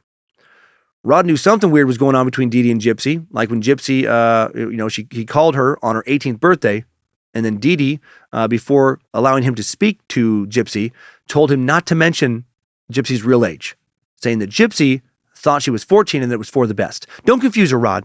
She's brain damaged. She won't understand. It'll only upset her. Rod and his second wife regularly tried to get to Springfield and visit Gypsy on numerous occasions, but for a variety of reasons, Dee Dee would always change plans at the last minute, tell them an emergency hospital visit came up or something, they were now out of town, that sort of shit. Meanwhile, Dee Dee is talking more doctors into operating on Gypsy Rose, talks some quack into treating Gypsy's saliva glands with Botox, then extracting her salivary glands to control her subsequent drooling. The lack of salivary glands, coupled with some of the side effects of the anti-seizure medication she's being given, causes Gypsy's teeth to decay to the point that the majority of her front teeth have to be taken out, replaced by a bridge. So she's permanently maiming her fucking daughter, doing irreversible damage. Mom also now convinces doctors to implant tubes in Gypsy's ears to control ear infections that she doesn't have. Finally, some people start to become suspicious. Dr. Bernardo Flasterstein, a pediatric neurologist who saw Gypsy in Springfield, first becomes suspicious of that earlier muscular dystrophy diagnosis. Dee Dee's still pushing that bullshit, despite that earlier biopsy revealing that she doesn't have it. He orders MRIs and blood tests, which find, of course, no abnormalities. He tells Dee Dee on a follow-up visit after seeing Gypsy stand and support her own weight, I don't see any reason why she doesn't walk. If she'd been wheelchair-bound, she's not paralyzed, like she's told some people. If she'd been wheelchair-bound for years, as Dee Dee claimed, why weren't her muscles atrophied? None of this makes sense. He thinks Dee Dee is lying. Decides to do a little digging. After contacting Gypsy's doctors in New Orleans, he learns that Gypsy's original muscle biopsy had come back negative, meaning, as we just went over, she did not have muscular dystrophy, never did, and finding those results also meant that Dee Dee lied about all of Gypsy's records being destroyed in Katrina. Big red flag, something shady as fuck is going on here. He now suspects the possibility of Munchausen Syndrome by proxy. But then Dee Dee, this crafty, dirty bitch, she somehow gets access to Flasterstein's medical notes, subsequently stops taking Gypsy to see him. Then, sadly, Dr. Flasterstein does not follow up by reporting Dee Dee to social services, as he'd been told by other doctors to treat Dee Dee and Gypsy with golden gloves. Why was he told that? Not sure. Maybe because they were local celebrities of a sort. Maybe because a lot of other doctors in the area bought their bullshit. He'll later claim that he doubted the authorities would believe him if he did report his suspicions, since Munchausen Syndrome by proxy was still a controversial diagnosis. In 2009, an anonymous caller tells police that Dee Dee's been using different names and birth dates for herself and her daughter. Maybe it's his doctor. They suggest Gypsy is in better health than claimed. Officers now perform a wellness check and end up accepting Dee Dee's explanation that she uses misinformation intentionally to make it harder for her psychopath, abusive, drug addict ex-husband to find her and Gypsy. Fuck. Just like Christian Gerhardsreiter, right? AKA Clark Rockefeller last week. This son of a bitch, this con artist, she's good at her cons. The police now fuck up a bit, don't bother talking to Rod to hear his side of the story. And the file is closed. And the abuse continues. February 2011, Gypsy, 19 years old now, but thinking she's 15, makes her first and seemingly only nonviolent escape attempt.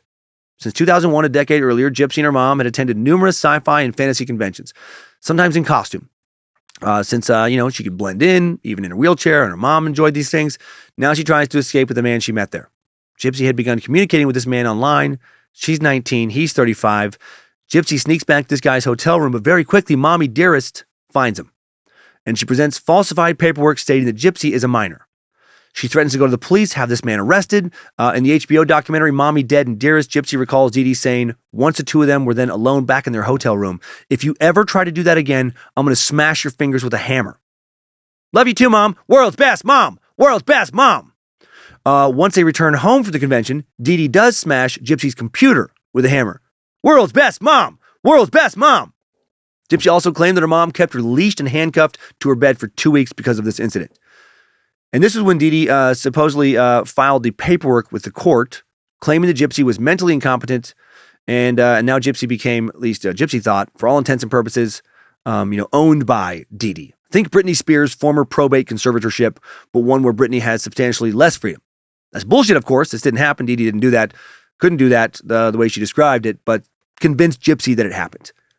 Now, for her to believe Gypsy, and I do believe her about this, she thinks that if she ever goes to the police for help, they will not believe her. They'll take her back to her mom's house, where her mother, a much bigger human, by the way, will abuse her.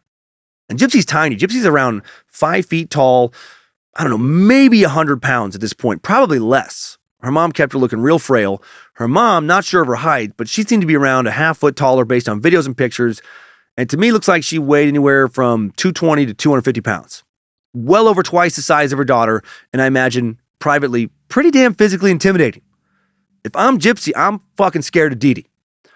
Gypsy will later say she really started questioning her life and her mom after this incident in a new way. Why wasn't she allowed to have friends over, or be by herself, with friends like other teens?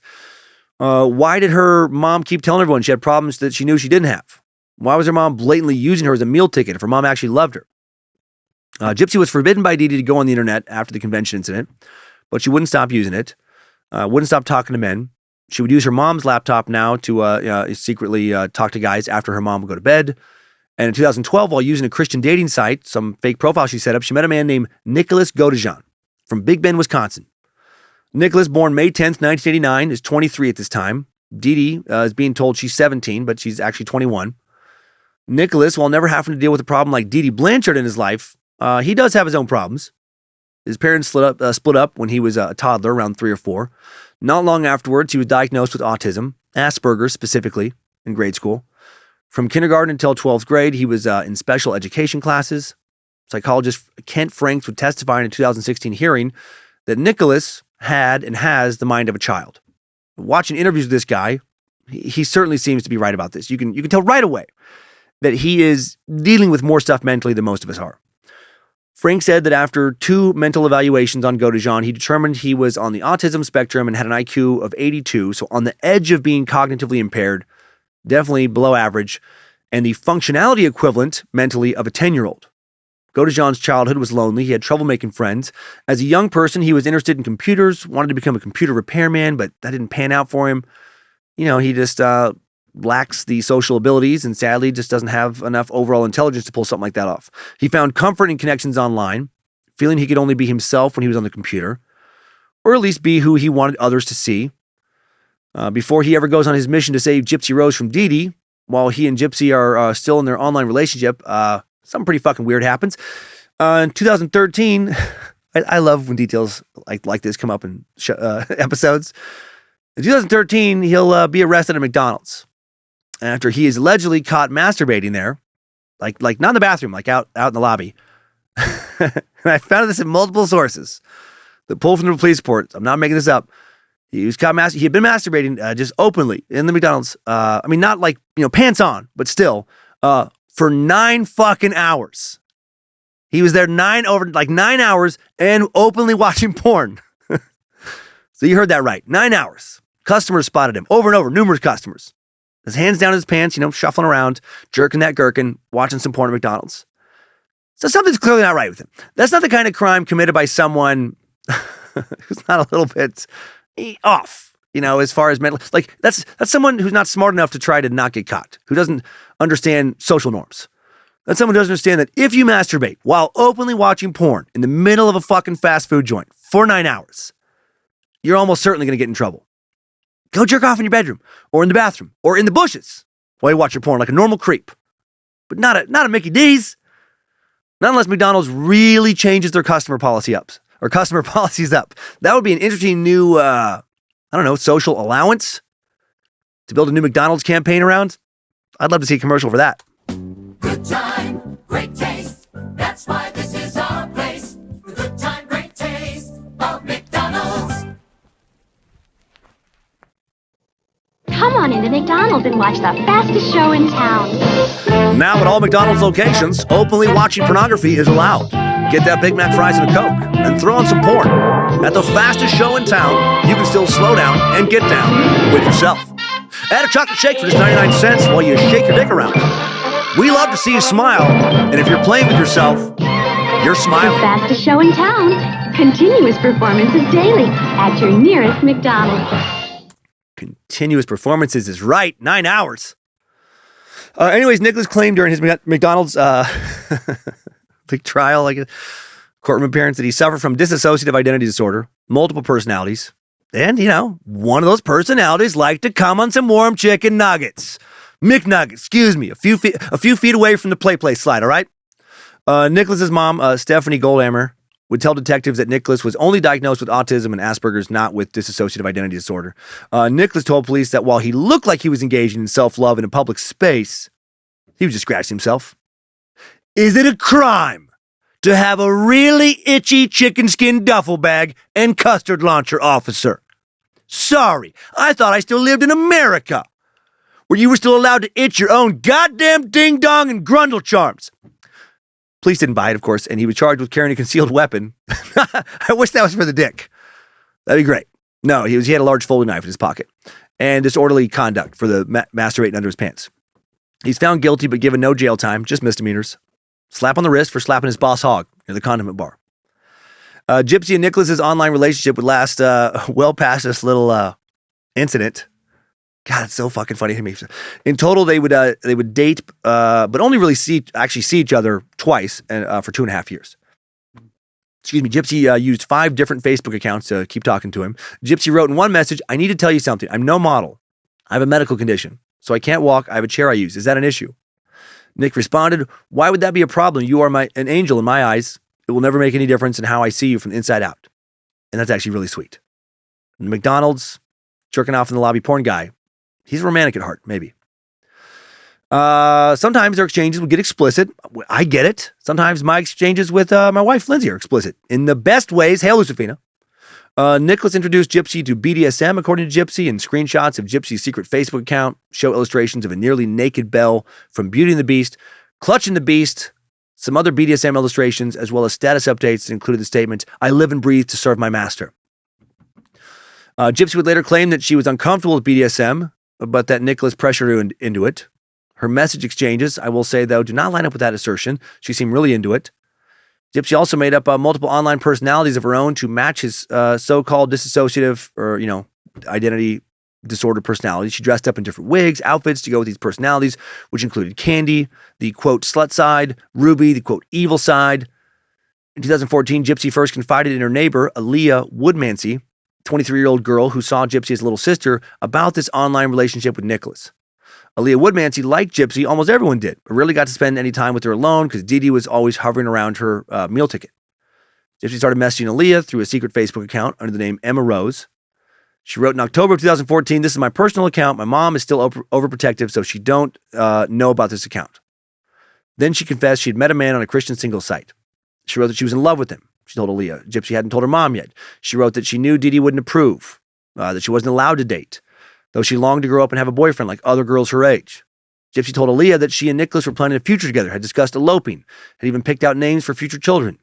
She also told Aaliyah a little bit about the charged sexual messages and the BDSM element of the relationship. Aaliyah, thinking that Gypsy was a minor, tried to talk her out of this relationship, also didn't take it very seriously. She thought the plans might have just been a total fantasy. Wasn't convinced this other person was even real. Aaliyah was worried about Dee Dee, though. She didn't want Dee Dee to find out she was talking secretly to Gypsy.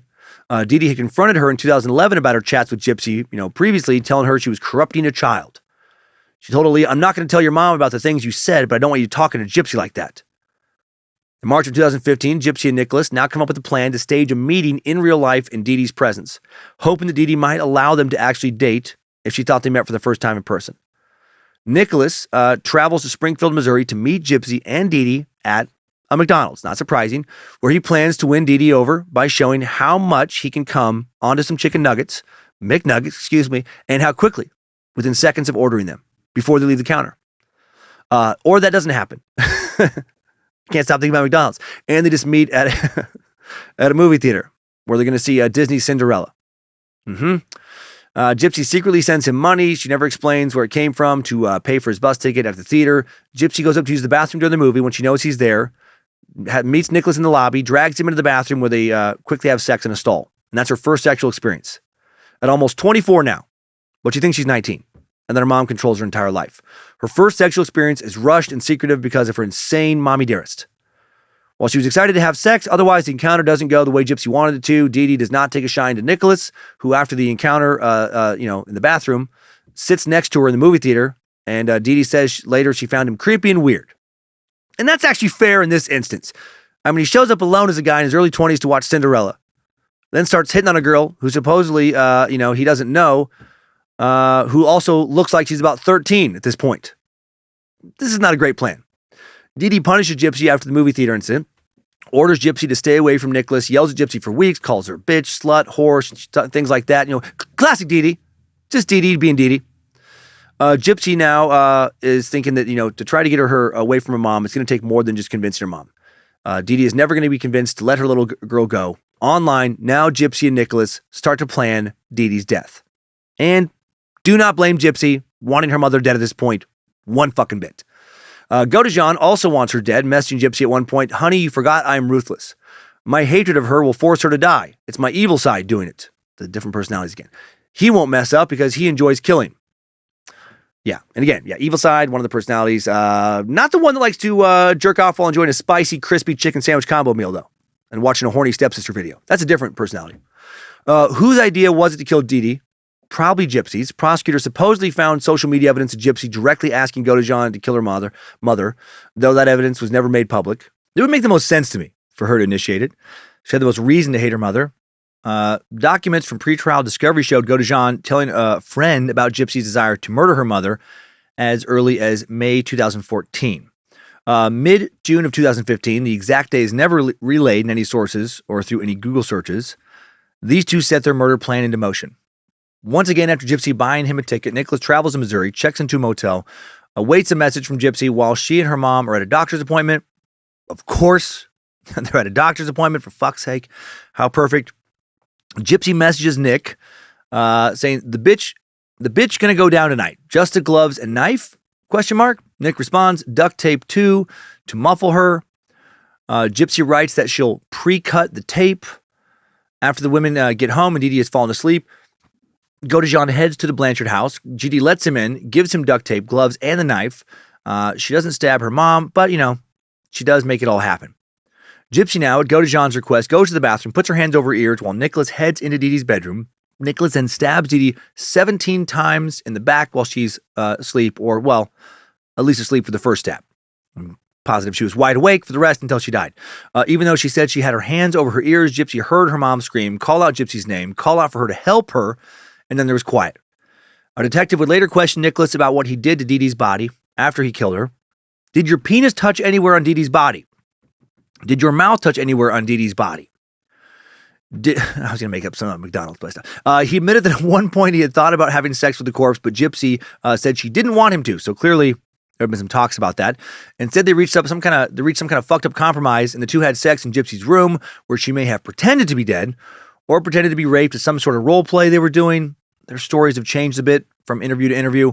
Gypsy will say in one interview that Godejohn did rape her, but her messages before and after that don't seem to match that.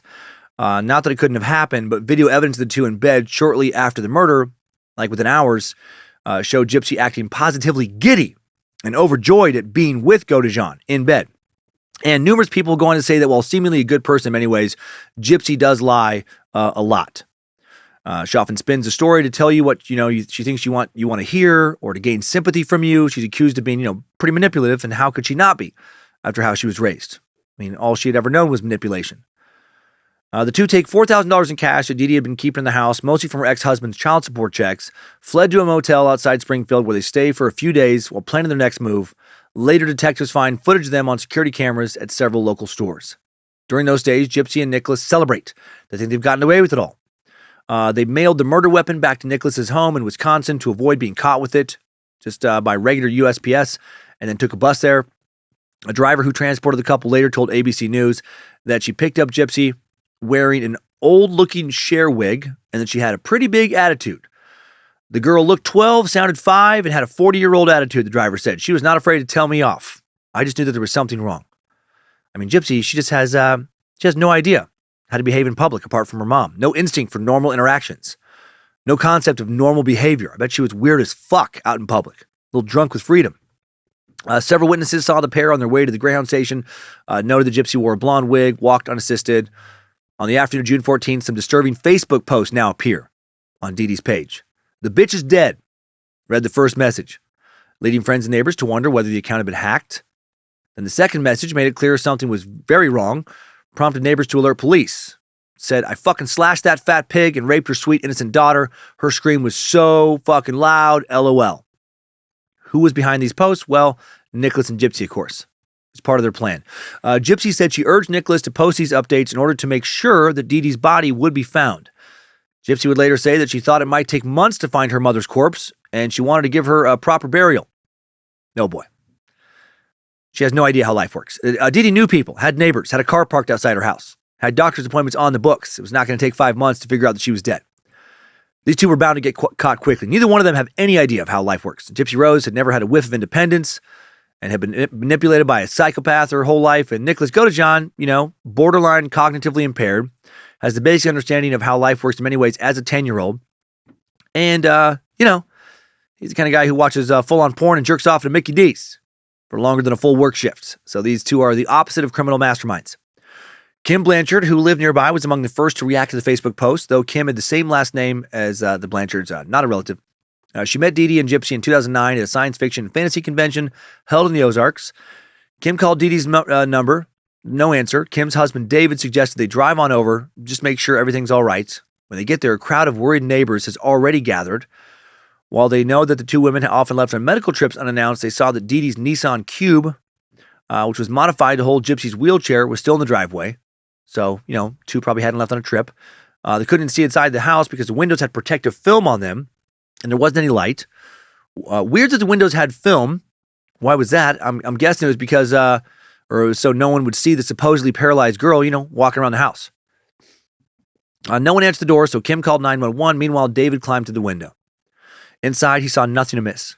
All the lights had been turned off. The air conditioning was on high. No signs of a robbery or any struggle. All the Gypsy's wheelchair is still in the house. When the police arrive, they have to wait for a search warrant to be issued before they can enter. Before they arrive, while they wait for a search warrant, police begin taking statements. Kim relays some information back to Facebook. Yes, they've been to the house. Yes, the police have been called. Dee Dee's online friends and acquaintances now began bombarding Kim with questions. Concern keeps spreading to those familiar with Dee Dee and Gypsy with their bullshit story of loving mother and genetically cursed daughter. Here's the thing, guys. I know everyone is very concerned. Kim posts on Facebook. We need to realize that whoever posted this, referring to the, bitch is dead in the subsequent post, can read all of this.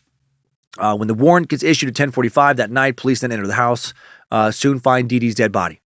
News that she'd been murdered almost immediately makes its way to Facebook, then to various local news outlets who start covering the story. A GoFundMe account is quickly set up to pay for funeral expenses, the funeral expenses of Dee Dee and possibly Gypsy's as well. Everyone who knew or thought they knew the Blanchards feared the worst. Even if Gypsy had not been harmed, they believed she would be helpless without her wheelchair, medications, life support equipment like oxygen tanks, feeding tube, etc. They were thinking it was highly unlikely she'd be found alive. Neighbor Aaliyah Woodmansey, Gypsy's friend, one of the people gathered on the Blanchard's lawn that day as police moved to the house, she wonders if something, is that Gypsy had told her is related to what has happened. And she tells police that Gypsy had a relationship with a guy named Nicholas. And then the police are then able to quickly obtain Nicholas's IP address from Facebook, and they track him and Gypsy down to his home in Wisconsin. The next day, June 15th, police agencies and, oh man, I forgot to do phonetic guide on this word. It came up a long time ago in Slenderman. Waukesha, maybe? Waukesha County, Wisconsin. Raided Nicholas's family's home in Big Bend. After a short standoff with the SWAT team, the couple was taken into custody on charges of murder and felony armed criminal action. They've been hiding out for less than a week. The pair are extradited back to Missouri, held on $1 million bond. The news that Gypsy was safe is greeted with relief back in Springfield. But in announcing the news, Greene County Sheriff Jim Arnott warns things are not always what they appear. The media in Springfield soon report the truth of the Blanchards' lives. The Gypsy had never been sick, was always able to walk, but her mom had made her pretend otherwise and used physical abuse to control her. This shocks everyone. It shocks everyone who'd been buying Dee Dee's lies for years. I just cried, Aaliyah said. Her sheer disbelief about everything that had been happening overwhelming her. Kim Blanchard cried too, saying at that point it really became, I don't want to know anything about this person. What have I been believing? How could I have been so stupid? No one asked for any more documentation. No one raised an eyebrow, Amy Pinegar said to a journalist later. Were they behind closed doors laughing at us? She paused for a second and then just said, suckers? Sheriff Arnott urged people not to donate any money to the family until investigators learned the extent of the fraud. Gypsy seemed to think that she could still pretend that she was innocent, had nothing to do with her mom's murder. In footage from her first police interrogation, Gypsy feigned shock and despair over her mom's death. Wait, go back. No. I don't know what happened with my mom, she told the police officer who didn't seem to be buying this act. And who said, why don't you just tell me? And then Gypsy replies, no, sir, I didn't do anything. I don't know what happened with my mom. Gypsy then called her father from jail. You know I love Mama, and you know that I would never hurt her. Just know that I'm innocent and I'm still your little girl. For the next year, Gypsy would be held at the county jail. The first time Rod saw his daughter walk is in a news report on Gypsy's arraignment hearing in Wisconsin. No one had prepared them. Christy was spotted on the video, or Christy had spotted the video on Facebook, and Rod was so confused when he saw it that he said his first reaction was, I was really happy that she was walking. Rod also troubled. He starts to wonder exactly what Dee Dee had told Gypsy about him all those years. He wondered how Dee Dee had managed to be so friendly on the phone all those years, if she hated him so much. He asked Gypsy about it. She said, keep your enemies close. Gypsy told him. So that's what her mom told her about her dad. Keep your enemies close. What a poisonous bitch Dee Dee was. After the disclosure of how Dee Dee had treated Gypsy all those years, sympathy for her as the victim of a violent murder rapidly shifted to sympathy for her daughter as a long-term victim of child abuse. While the charge of first-degree murder can carry the death penalty under Missouri law, or life in prison without the possibility of parole, County Prosecutor Dan Patterson soon announced he would not seek. Sorry, I cannot talk. There's been so much pollen around here. I've been fighting crazy amount of allergies. I can't take any more allergy medicine. Just gotta wait for the fucking plants to calm down. And my sinus is going crazy. But I'll back up. While the charge of first-degree murder can carry the death penalty under Missouri law, or life in prison without the possibility of parole, County Prosecutor Dan Patterson soon announces he will not seek either for Gypsy. Gypsy's attorney, Michael Stanfield, after obtaining her medical records from Louisiana, which were so damning, he secured a plea bargain to second-degree murder for Gypsy. On July 5th, 2016, Gypsy pled guilty to murdering Dee Dee and was sentenced to 10 years in prison for second-degree murder. She'd be eligible for parole in 8.5. Actually, 7.5 thanks to time already served. Gypsy was so undernourished from years of abuse that during the first year she was in county jail, she gained 14 pounds. Most people lose weight in prison. She also had no health problems since being out of her mom's control. A lot of people see their health decline once they've been in prison a little bit. Gypsy got better. It says a lot about what her mom did to her. She'll also later say that she has experienced much more freedom in prison and is a lot happier than when she was under Mommy Dearest's control. So how fucking sad. May 15, 2017, the HBO-produced documentary Mommy, Dede and Dearest premieres. One of the first docs I watched to get my head around this story. It's well done, as nearly all HBO-produced docs are, in my opinion. No footage of anyone jerking off into Mickey D's, though, so, it wasn't, amazing. November of 2018, Nicholas Godejohn is found guilty of first-degree murder after a 4-day trial, during which Gypsy testified that the plan to kill Dee Dee originated with her. She also spoke about the master and slave role that she and Nicholas assumed within their relationship. On February 22nd, 2019, Nicholas Godejohn is sentenced to life in prison without the possibility of parole for first-degree murder. Nicholas asked Judge David Jones for leniency on the armed criminal action charge, which carries a minimum sentence of only 3 years, saying that he had fallen blindly in love with Gypsy, but receives a sentence of 25 years on that charge to run concurrent with his life sentence. They throw the book at him. Unless he wins some sort of appeal, he will die in prison. I mean, should he? I mean, I do get him serving a longer sentence. I mean, he never witnessed any of Dee Dee's abuse.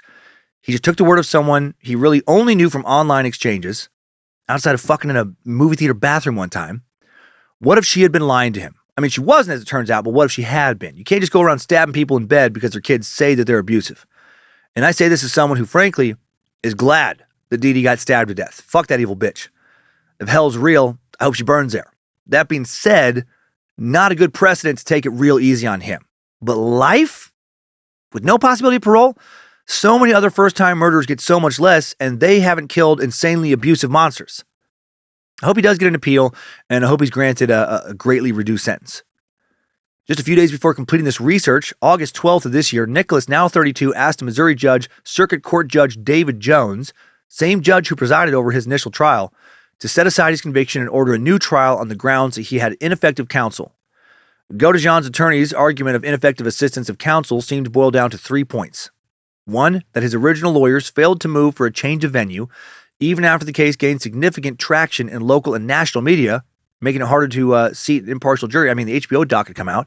2, Godejohn's lawyers failed to investigate or present the jury with enough witnesses or evidence that would have bolstered their claim that Godejohn had diminished capacity due to his autism. And 3, his original lawyers failed to investigate or present the jury with evidence that Gypsy Blanchard was the one who planned most of the murder, and Godejohn simply acted out on her wishes. Godejohn's lawyers showed multiple videos in court, some of them very damning, clips that were not shown at trial or to the jury, including one sent to Godejohn less than a month before the murder, where Gypsy Blanchard walks into her mom's room, her mom is sleeping, over to her side of the bed, points at her pillow, and then makes a stabbing. I'm sorry, her mom wasn't sleeping. It was when her mom was not in the room. Yes, just goes to the bed, walks to the side of the her mom's bed, goes to the pillow, makes a stabbing motion, almost identical to what is believed to have happened on the night Dee Dee Blanchard was killed. So why the fuck was that video not shown to the jury? That to me really changes things when you're trying to figure out like who was pushing who was planning the murder of Dee Dee. Other videos presented aimed to show that near the end of the relationship, the dynamic had switched and Godejohn was submissive while Gypsy Blanchard was dominant. Those videos included role-playing videos of Gypsy that were sent to Godejohn, where she calls Godejohn her slave, says she will take away his time with Gypsy if he disobeys her. Another video shows Gypsy talking about wanting to kill with Godejohn and how she felt that they were both evil and could be evil together. The judge did not make a decision on the motion for post-conviction relief at the hearing. Both Godejohn's lawyers and prosecutors now have to submit suggestions as to what the outcome should be and why. Judge Jones will presumably make a decision on this appeal later this fall. March 20th, 2019, the Hulu limited series about Gypsy's life and the murder of Dee Dee, called The Act, starring Patricia Arquette and Joey King, aired its first episode. While she didn't watch the series, Gypsy has heard about it from others. I was going to watch it this week. Logan has watched it, said it was good. I just ran out of time. And I'm not sure if it has any Mickey D's solo sex scenes there we go, in it or not. So we'll see if I watch it. April of 2019, news outlets report some surprising news. Gypsy is engaged. The magazine In Touch initially broke the news of Gypsy's engagement with family friend Fancy Maselli, telling the outlet she keeps him very private. We're not going to release his name or anything like that, but she does have a fiance. That's something she wouldn't have ever been able to do with her mom, be engaged. Maselli said Gypsy met her new man through a pen pal program where he started writing her and then she wrote back and then visited her. That engagement would break off in August of 2019, but then she will get engaged again to a 36-year-old man named Ryan Scott Anderson from Lake Charles, Louisiana. And they just got married a few months ago, this June 27th. Gypsy's currently 31. She will be eligible for parole in December of next year. Today, Gypsy is still serving her sentence in Missouri's, didn't do a pronunciation guide for this either. Chillicothe Correctional Center. These fucking words. She's apparently doing well in prison. The girl whose mom didn't even allow her to get a grade school education, completed her GED, is focusing on her interest in cosmetology. She told BuzzFeed reporter Michelle Dean that she'd been able to research Munchausen Syndrome by proxy on prison computers, and her mom had every symptom. Dr. Flasterstein, the pediatric neurologist who believed Gypsy was fully capable of walking on her own and wrote in his notes that he suspected Munchausen Syndrome by proxy, says it was only the second such possible case that he had ever come across. He learned of Dee Dee's murder at the hands of Gypsy and her boyfriend later in 2015 when a former nurse emailed him the news story. Poor Gypsy, he said. She suffered all those years and for no reason. While a formal diagnosis of Munchausen Syndrome by proxy for Dee Dee, as I said earlier, technically impossible since she's dead, Mark Feldman, an international expert on factitious disorders, told the Springfield News Leader after Gypsy's guilty plea that he could confidently say Dee Dee had it, based on what he knew about the case. He said Gypsy was infantilized and kept away from her peers. She was little more than a tool for Dee Dee to navigate through the world the way she wanted to. Her dad, Rod, said, I too was led to believe Gypsy was sick her whole life. I always provided financial and moral support to them, even after Gypsy turned 18. I continued to pay $1,200 a month in child support payments because I was convinced Gypsy was disabled. And Dee Dee spent all of her time caring for Gypsy. Dee Dee was always coaching, filtering, monitoring Gypsy and I's communications. Rod shared that he and Gypsy Rose now have a pretty good father-daughter relationship. It's 100 times better, honestly, he said. We email each other. She can call me anytime, and she does. I'm keeping tabs on all of her accomplishments in school. It's wonderful. I can't wait for her to get out so we can build on that foundation we started here. He's hoping that when Gypsy gets out, she'll come and stay with him and his wife, and they can help get her on a good path. As for Nicholas, he and Gypsy no longer communicating. While Gypsy doesn't love Nicholas anymore, she said, I don't hate him. I feel sorry for him. He was very much like my mother in certain ways. Both of them were very controlling. And I feel like I was trained my whole life to do as I was told. Yes, about the mom. But I feel terrible for Nicholas in the story. I feel terrible for Gypsy as well, but I also feel bad for Nicholas. I do think Gypsy did him dirty in the end. I think she used him to break free of her mom. And now after, helping her in an extremely violent way, I know he's probably never going to get out of prison. Well, she gets to start living her life, very possibly at the age of 32. So much of this story is just so unfair. If your life, is not a complete fucking nightmare, you're not spending the rest of your life in prison or being insanely abused and controlled by someone who's supposed to protect you, maybe you should count yourself as being pretty lucky right now. Let's hop out of this Timesuck timeline. Good job, soldier. You made it back. Barely.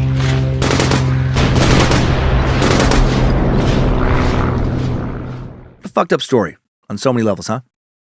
Under the comments of various YouTube videos about the murder of Dee Dee Blanchard, there's a lot of versions of one comment that pop up over and over.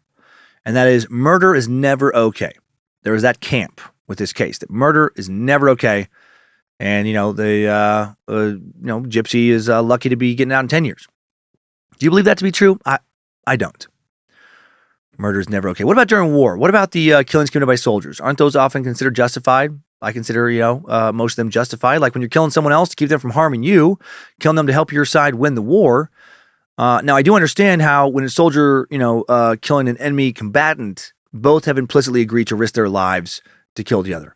And I get that that's different than stabbing an unarmed person in their sleep. But why, when war is at its most noble, are lives being taken?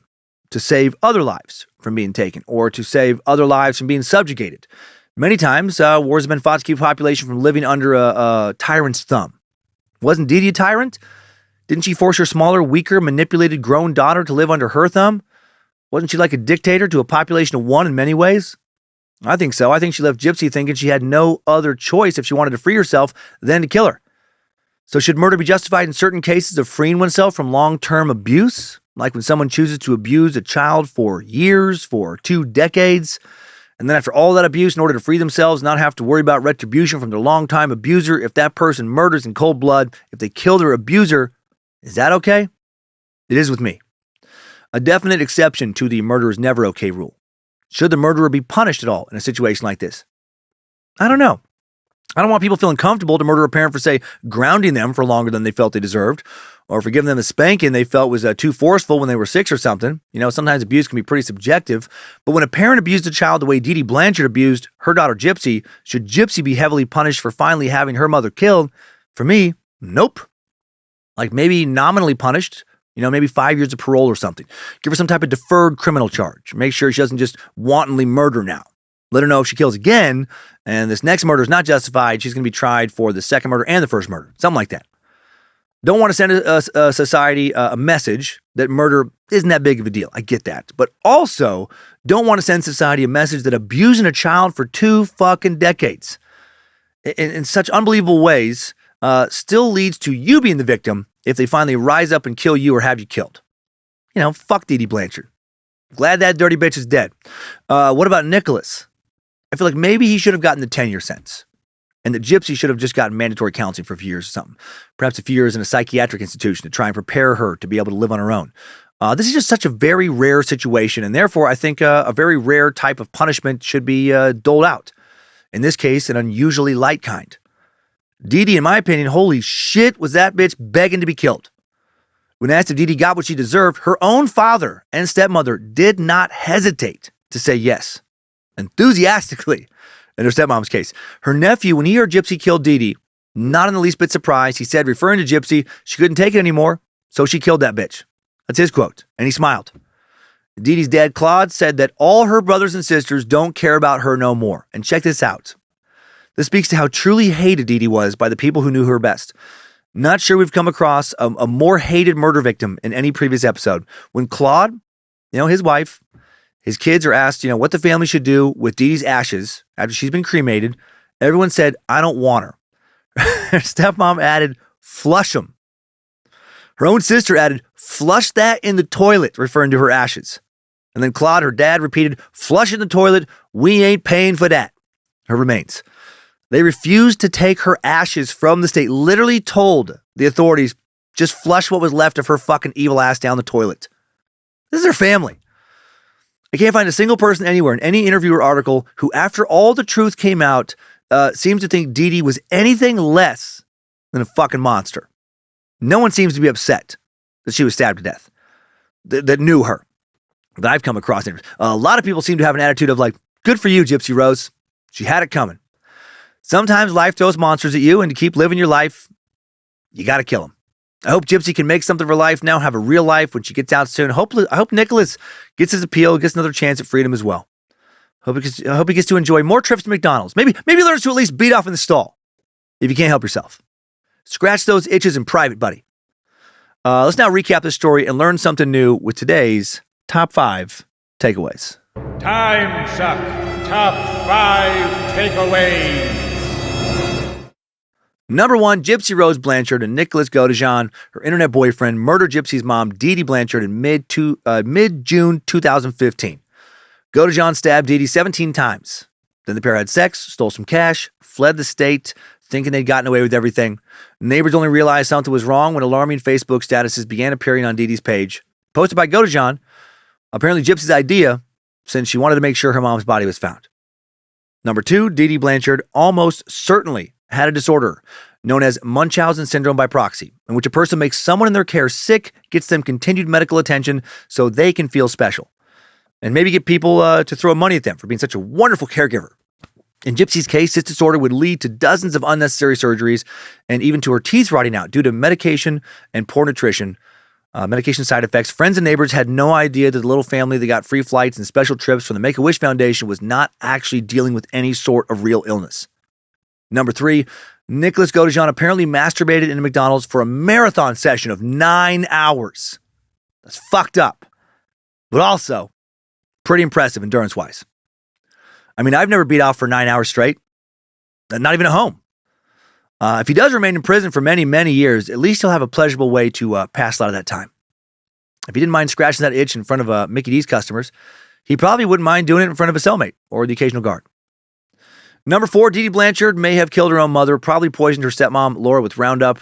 That adds even more ethical complexity to the story. If Gypsy had somehow ran away without killing her mom and Dee Dee didn't go to prison like she should have for what she did, would Dee Dee have found someone else to abuse? Fostered a kid, taken an elderly person into her care? Was killing her truly the only way to keep her from ruining the lives of others? Number 5, new info. Even pets, sadly, are not safe from being victims of Munchausen Syndrome by proxy.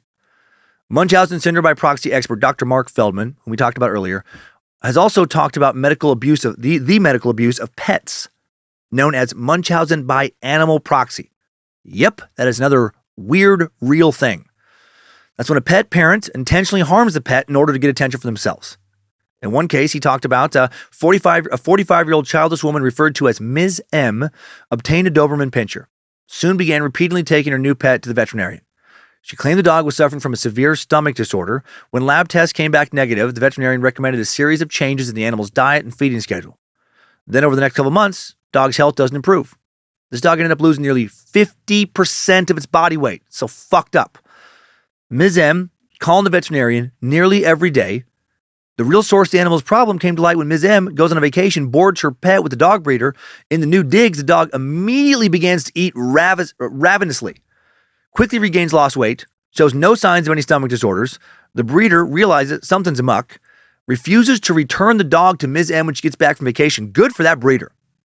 And informed Ms. M's veterinarian what had happened. When the veterinarian confronted Ms. M, she broke down into tears, begged for forgiveness, what the fuck, admitted she had purposely starved her dog, made up symptoms in order to solicit the attention and concern of others, including the veterinarian. Then it was discovered that Ms. M previously had 2 other dogs who died under suspicious circumstances. This fucking evil piece of shit probably starved to death 2 dogs.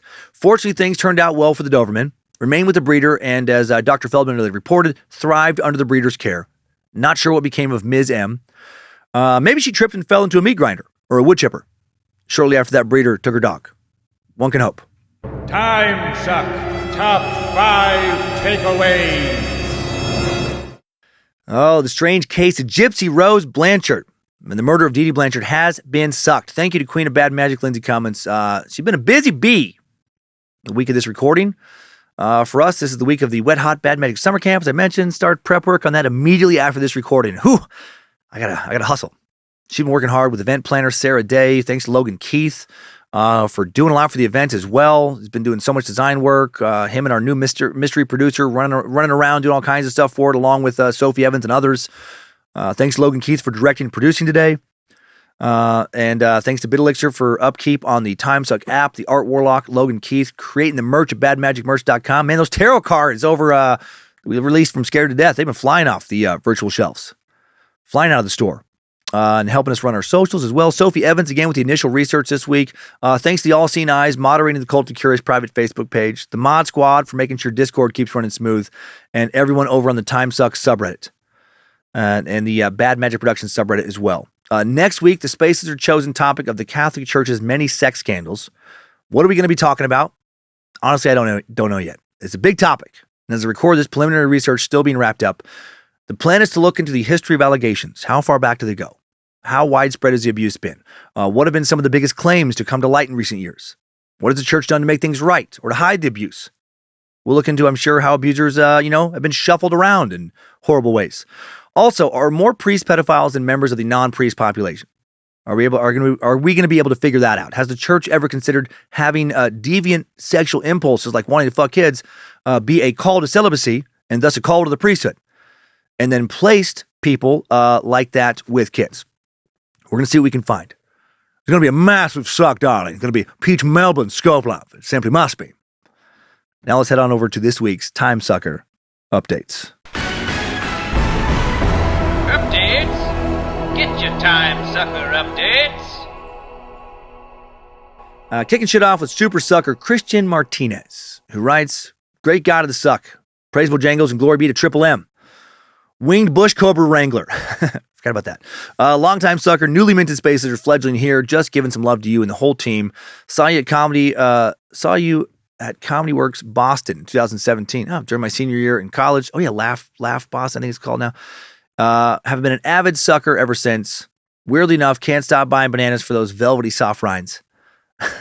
The suck has truly been my escape to normality for me as I figure out this whole life thing. I battled pretty heavily with depression and anxiety through my life, and as a result have had addiction thrown on my plate as well. Better nightmares, stronger pills, papa dependency. Yeah, damn. Without the suck, putting life and struggle truly into perspective and letting me see how everyone is inherently fucked up in one way or another, I truly don't know where I'd be.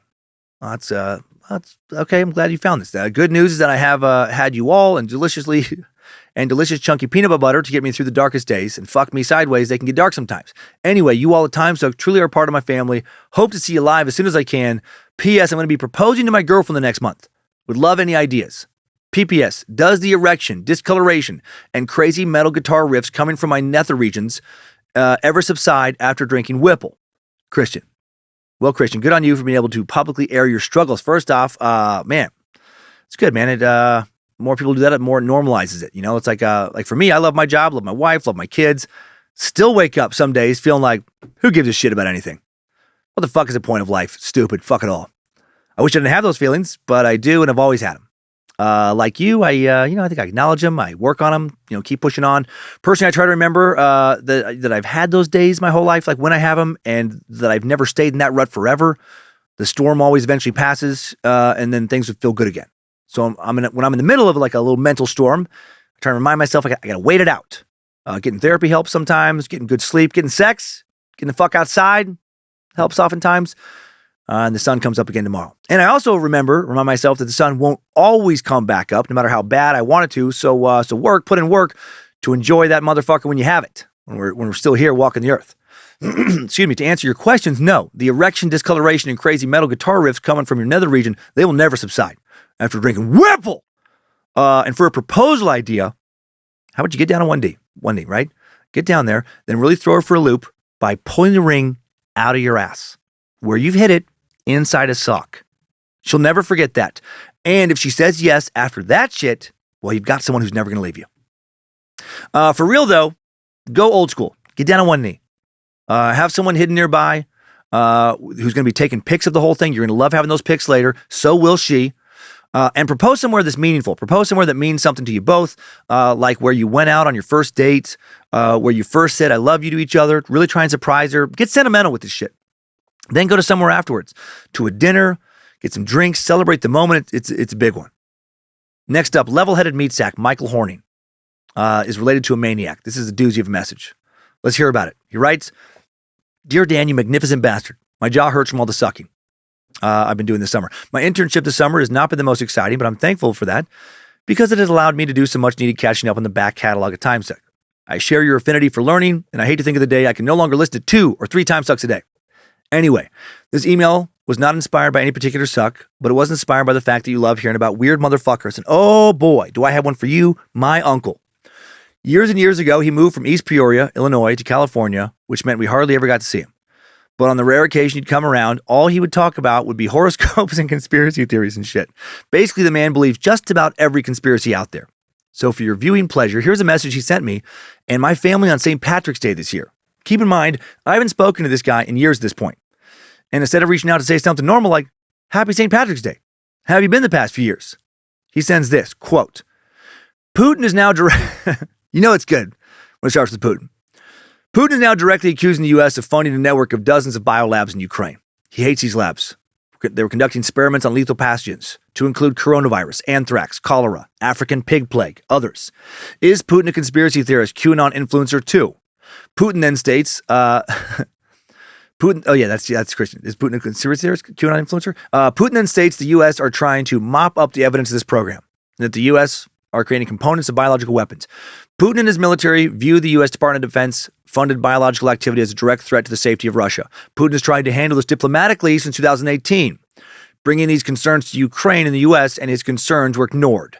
Russia and China brought their complaints to the UN 5 months ago, and they were ignored. Now every single media outlet is going to scream, this is Russian disinformation. You're welcome to believe whatever you want, but the fact that Putin is accusing the U.S. of these actions is not disinformation, and is not a conspiracy theory. The fact that Russia just conducted a series of airstrikes in Ukraine to neutralize the threat of a U.S.-generated bioweapon is not a conspiracy theory. The fact that the U.S. media refuses to acknowledge this is not a conspiracy theory. The fact that the U.S. media complex attempted to cover up the existence of these labs altogether is not a conspiracy theory. And before anyone says that there is no proof that the U.S. are creating biological weapons, I'd like to remind you of a thing called COVID-19. You know, the one with the unnatural furin cleavage site that just so happened to have the Moderna patented gene sequence and admittedly came from a lab. The one where all the top virologists and immunologists in the world confirmed the possibility of C-19 occurring naturally were 1 in, 3 trillion. The one where Collins and Fauci wittingly described to cover up that it was man-made to protect the faith in science. Do you see where all this is headed? Russia knows the U.S. created COVID-19, released it intentionally, called them out on it. They have intelligence to suggest that the U.S. and Department of Defense funded labs in Ukraine were intending on releasing another COVID strain or new virus. Putin didn't take over all of Ukraine like the media said he would. Well, yeah, because he was getting his fucking ass handed to him. They said he was going to take over all of Eastern Europe. What actually happened? Russia moved to the locations of the labs, then stopped. They secured and destroyed the locations, neutralized any militaristic capabilities, began peace talks. Doesn't sound very Hitler-like to me. A huge turning point is Putin is openly talking about these biolabs now and no longer calling it a special military operation. This confirms that the mission is complete, and Putin has what he was after, proof of bioweapon production. He wouldn't talk about the operation until they concluded, as not to compromise said military operations. Putin doesn't want Ukraine. He wants to stop the bad globalist actors, oh, here we go, from releasing another biological weapon, causing another plandemic, and harming his citizens. Is it starting to make sense why all the WEF/globalist people are freaking out and all of a sudden care about Ukraine? After not giving a shit about the war going on there for 8 years, Biden, Trudeau, Macron, Soros, Schwab, Clinton, Obama, etc. Oh, why don't these fuckers ever throw Trump in there? Why is it always, it's never Trump? Right, because he's such a perfect person. It's because Putin just took over the biological black sites and ruined their next biological attack on the world. But not only that, Putin now has the means to prove that these people created and released COVID, implicating them in crimes against humanity. Folks, this is it. This is the only chance we have at saving humanity, of course, from a group of psychopaths hell-bent on using biological weapons to shape the future the way they want it. This is undoubtedly the greatest crime against humanity in history. They always go big, and it's not close. This is the final stand. And then Christian writes, "Phew, man, if you didn't read that whole thing, I don't blame you. He lost me after Putin." This is it, Dan. It's the final stand. Get ready. Better bring the fucking Whipple. I can totally see my uncle becoming part of a cult or something that you may end up sucking one day. Who knows? Sorry for the fucking novel, but sending you a little blurb of the text didn't seem like it would do it justice. Instead of responding to this message, I simply texted back, "Happy St. Patrick's Day to you too." I mean, how the fuck do you respond to that after near zero communication for years? Fucking weird. Hope I didn't put you to sleep, but I don't think I mentioned this already. You're a beautiful bastard. I love what you and everyone at Bad Magic have been able to build. It's something so unique and original. No one will be able to build, come close to replicating it. My girlfriend and I are big fans, both suckers. She's better than me because she's also a space lizard and whatever weird shit you call your scared to death listeners. See you next Monday, Dan. Best of luck. Lots of love. Michael Horning. P.S. I'm really surprised that you don't have a word cap on these things. Wow. Michael, that was a lot to digest. Strong pony boy Putin is such a hero. He's such a strong patriot. Stand up to globalist actors. I knew he's a good guy. He saved world. Everyone against him, Satan has many puppets.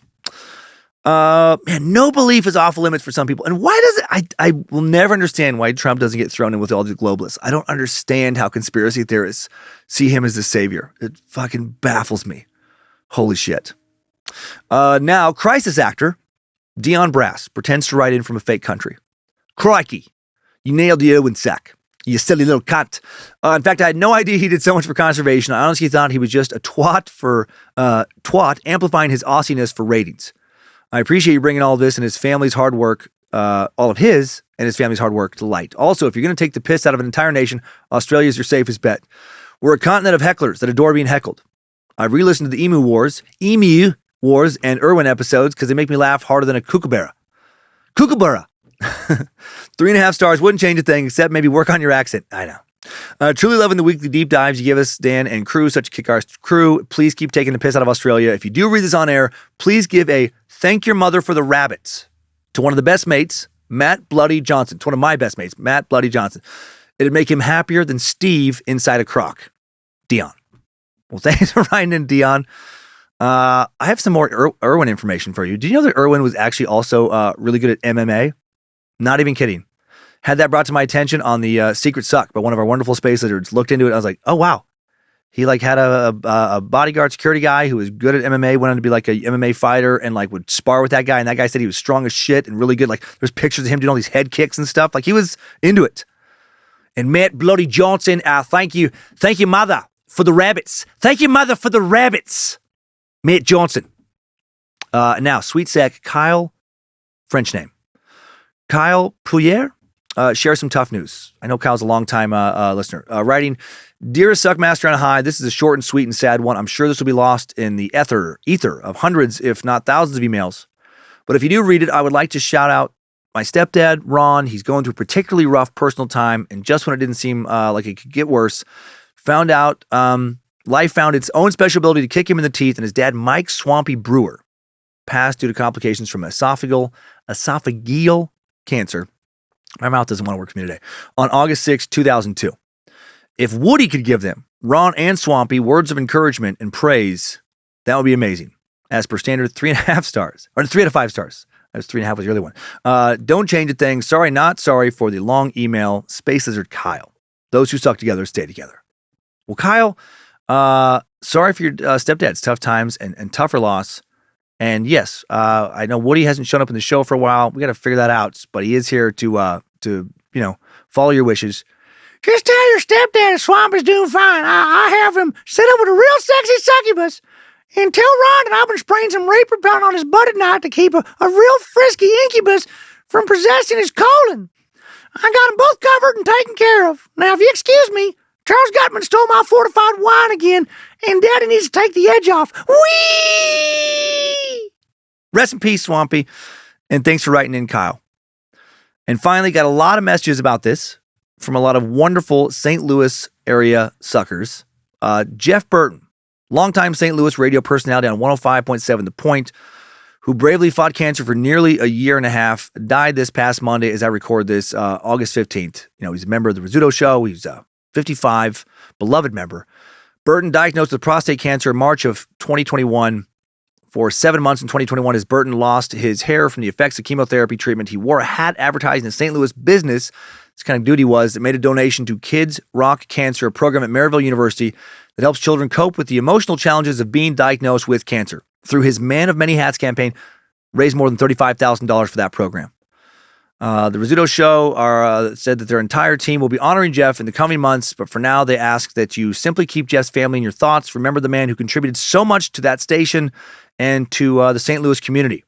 And that was an announcement by the station let out on Monday. Burton had worked in radio since the mid-1980s. In addition to his wife, survived by his 2 daughters, Abby and Cassie. I only met him a few times. He was a wonderful man each time, as are all the guys on the Rizzuto Show. So rest in peace, Jeff Burton. Hope Nimrod takes you on the most wonderful adventures. May your soul live on forever in worlds beyond this one. And that is all for today, everybody. Thanks, time suckers. I needed that. We all did.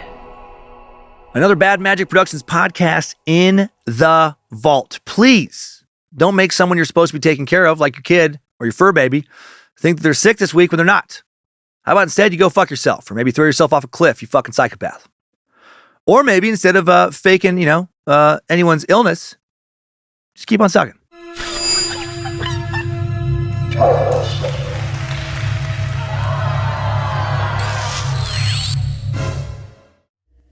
Bad Magic Productions. 9 hours. 9 hours of jerking off. Straight in public. I've never jerked off more than a little under 3 hours straight. And I guess I was kind of in public. I mean, I was sitting here at this desk recording the Ripper Crew episode. Is that wrong? That's probably a little bit wrong, isn't it? I mean, I had a tough time finishing. So maybe that makes it a little less wrong.